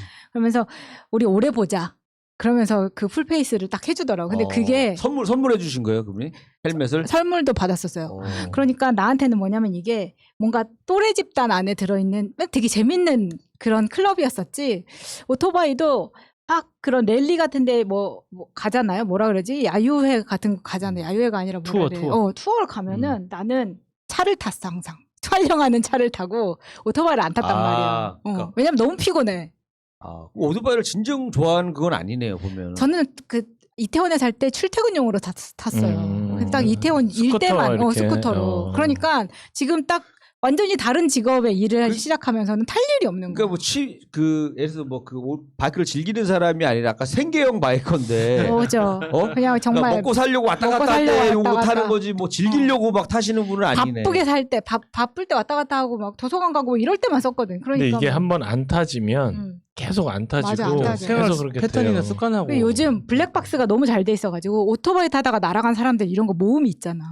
무섭지. 그런 걸 보면은 막 그러고 예전에 이제 그때도 한번 또 이 정변 여러 번 나왔는데 정변이 한번 그 얘기를 해준 적이 있어요. 응급실에 오토바이 사고 난 환자들이 들어오면 어떤지를 얘기를 해준 적이 있었어요. 근데 뭐였냐면 되게 너무 무서운 이야기였어요. 환자가 실려서 들어왔는데 이렇게 얼굴에 붕대가 다 감겨 있고 빨대만 꽂아져 있었다는 거야. 그래서 그 빨대는 이제 숨 쉬는 용이었는데 붕대를 이제 감고 들어온 환자가 들어오니까 응급실에서 콜이 성형외과 안과, 이비인후과, 신경과 이렇게 불렀어요. 일단 처음에 코를 쫙 불렀는데 붕대를 풀어보니까 선생님이 이비인후과 선생님이 코가 없는데 나를 왜 불렀어? 가고 안과 선생님이 눈이 없는데 나를 왜 불렀어? 가고 이 사람은 근데 너무 무서운 게 신경과만 뇌신경은 다 살아있다는 거야. 그러면 그 사람은 아무것도 없는데 그렇게 이제 생명 연장을 하는 수로 살아갈 수밖에 없는 그 거예요. 오토바이 사고 중에서 제일 심하게 나셨나요? 아니 그게 아니라 예전에 유 퀴즈 온 더 블럭인가 그 가서 이렇게 퀴즈 풀어서 100만 원 주고 이런 게 네, 있는데 지금도 해요. 예 거기 의사가 나왔는데 정말 하지 말아야 될 거 그래도 맞아. 거기에 그 의사가 오토바이에 대한 얘기를 하더라고요. 오토바이가 진짜 그렇더라고. 정말 그 근데 응급실에서 제가 한 번, 그러니까 사고는 한 2번 났었던 것 같아요. 한 번은 전봇대 박아서 날아갈 때도 그랬었고, 또 한 번은 그냥 혼자 또 자빠졌죠. 혼자 자빠져서 무릎 나갔을 때, 그때도 응급실에서 꼬맬 때도 진짜 의사들 다 그러더라고. 도대체 왜 타냐고. 자기는 자전거도 말리고 싶다는 거야. 요즘은 자전거도 많이 다치는데, 근데 보통 여자애들이 오토바이를 별로 안 타니까 진짜 왜 타냐고 나한테 엄청 말리더라고 그 사람이. 근데 나도 막 펑펑 울면서 제가 왜 탔는지 모르겠어 진짜 후회를 많이 했는데 이 오토바이는 내 키에 안 맞는데도 불구하고 내가 진짜 욕심 부려가지고 사니까 말씀드렸다시피 신호만 걸리면 까치발을 해야 되고 하는 것들이 아무리 내가 타도 이게 폼이 안 나니까 기쁨이 없는 거예요. 타는 기쁨이. 근데 처음에는 왜 타고 싶으셨어요 오토바이를? 그러니까 뭐 저는 오토바이를 그러니까 탈 생각도 별로 안 해봤거든요. 잘 못 몰아요 오토바이를 못 타는데 마차님도 탈 생각? 처음엔 내가 왜 타셨어요? 여자분들이 말 그대로 타시는 분들이 많지는 않거든요. 그렇게? 그러니까 남편이랑 연애할 때 남편이 원래 타고 다녔고 나 뒤에만 타고 다니다가 야 그냥 너도 하나 사 그래가지고 그냥 그 주말에 가가지고 오토바이만 그냥 산 거예요. 면허증은 있으니까. 그래서 그때 50cc로 시작해가지고 막 타고 다녔는데 50cc 동네에서 타고 다니는 건 편하니까 너무 기동력이 좋으니까 그거 가지고 막 열심히 타고 다니다가 그렇게 됐죠. 이제 막 갑자기 클럽 막 그래서 내구 레이스 나가고 막 이러니까 점점 일이 커지네. 이렇게까지 한 거 할 건 아니었는데 이제 이렇게 됐었던 거죠. 한번 팔면 안 타져요. 저도 배 한참 탔는데 한 번 안 타고 2년 안 타고 3년 저도 지금 스키장 간지 몇 년 배? 된 것 같아요. 배는 뭐야? 제가 서핑 선수 좀 해서 요트. 그러니까 윈드서핑 선수를 좀 해서 다 있네. 저기 야수님은 인라인. 네. 인라인 안 탄 지 오래되셨죠? 근데 이제 그거는 인라인 뭐 오토바이. 장비 있고 어디 맡겨놓고 뭐 그래, 해야 되니까 장비 옮기는 것도 힘들고. 안 타면 안 타지고 스키도 안 타죠. 지금 안 타다 그리고 보면 몇년 동안 안 타죠. 방송하면서는 이거를 헬멧을 쓰고 도착객을 벗으면 이게 머리에 이렇게 다 붙어. 그렇죠. 안 되는 거야. 아. 탈 수가 없어 도저히. 그러네. 네. 그래서 정리를 했다. 이런 이야기를 드리면서 예. 마칩니다. 방송 정리하셨답니다. 끝판왕. 정리하셨답니다, 여러분. 자, 우리 네버엔딩 스토리. 자, 오늘은 끝판왕이라는 주제로 한번 이야기를 해봤습니다. 끝판왕. 저는 예전에 그 보글보글 이렇게 게임을 하다 보면은 그 보글보글이 이제 그 100판까지가 마지막이죠? 아, 100판이 마지막이라 그래요? 그래요. 그가 예전에 막 4차원을 그냥 가기는 힘들어. 중간에 막 4차원을 어떻게 걸어가지고 왕을 바로 넘어가는 경우가 있어요. 그래서 왕이랑 막 하는 그럼 그거 할 때 끝판왕 깰 때는 다 모이거든요, 애들이. 다 모여요. 이 사람 깨나 안 깨나. 그리고 이제 나름 보면서도 이제 막 혹시 나는 다음에 만나면 저렇게 해야죠 하면서 막 이제 막 요령도 하고 뭐 그랬던 생각도 갑자기 막 물뜻 나고 그럽니다. 자, 그래서 오늘은 뭐 끝판왕이라는 주제로 한번 얘기해봤고요. 다음 주에는 또 우리 새로운 주제로 한번 여러분들께 또 인사드리도록 하겠습니다. 여러분 감사합니다. 감사합니다. 고맙습니다. 안녕. 저들을 물리치자. 바이러스에게는 마스크가 없다. 어서 가자 바이러스보다 먼저. 그러니 내일보다 먼저 가자. 우리들의 희망을 형제이게 하자. 설령 그것이 내일이라 해도 현재로 저들을 물리치자. 바이러스에게는 마스크가 없다. 어서 가자 바이러스보다 먼저.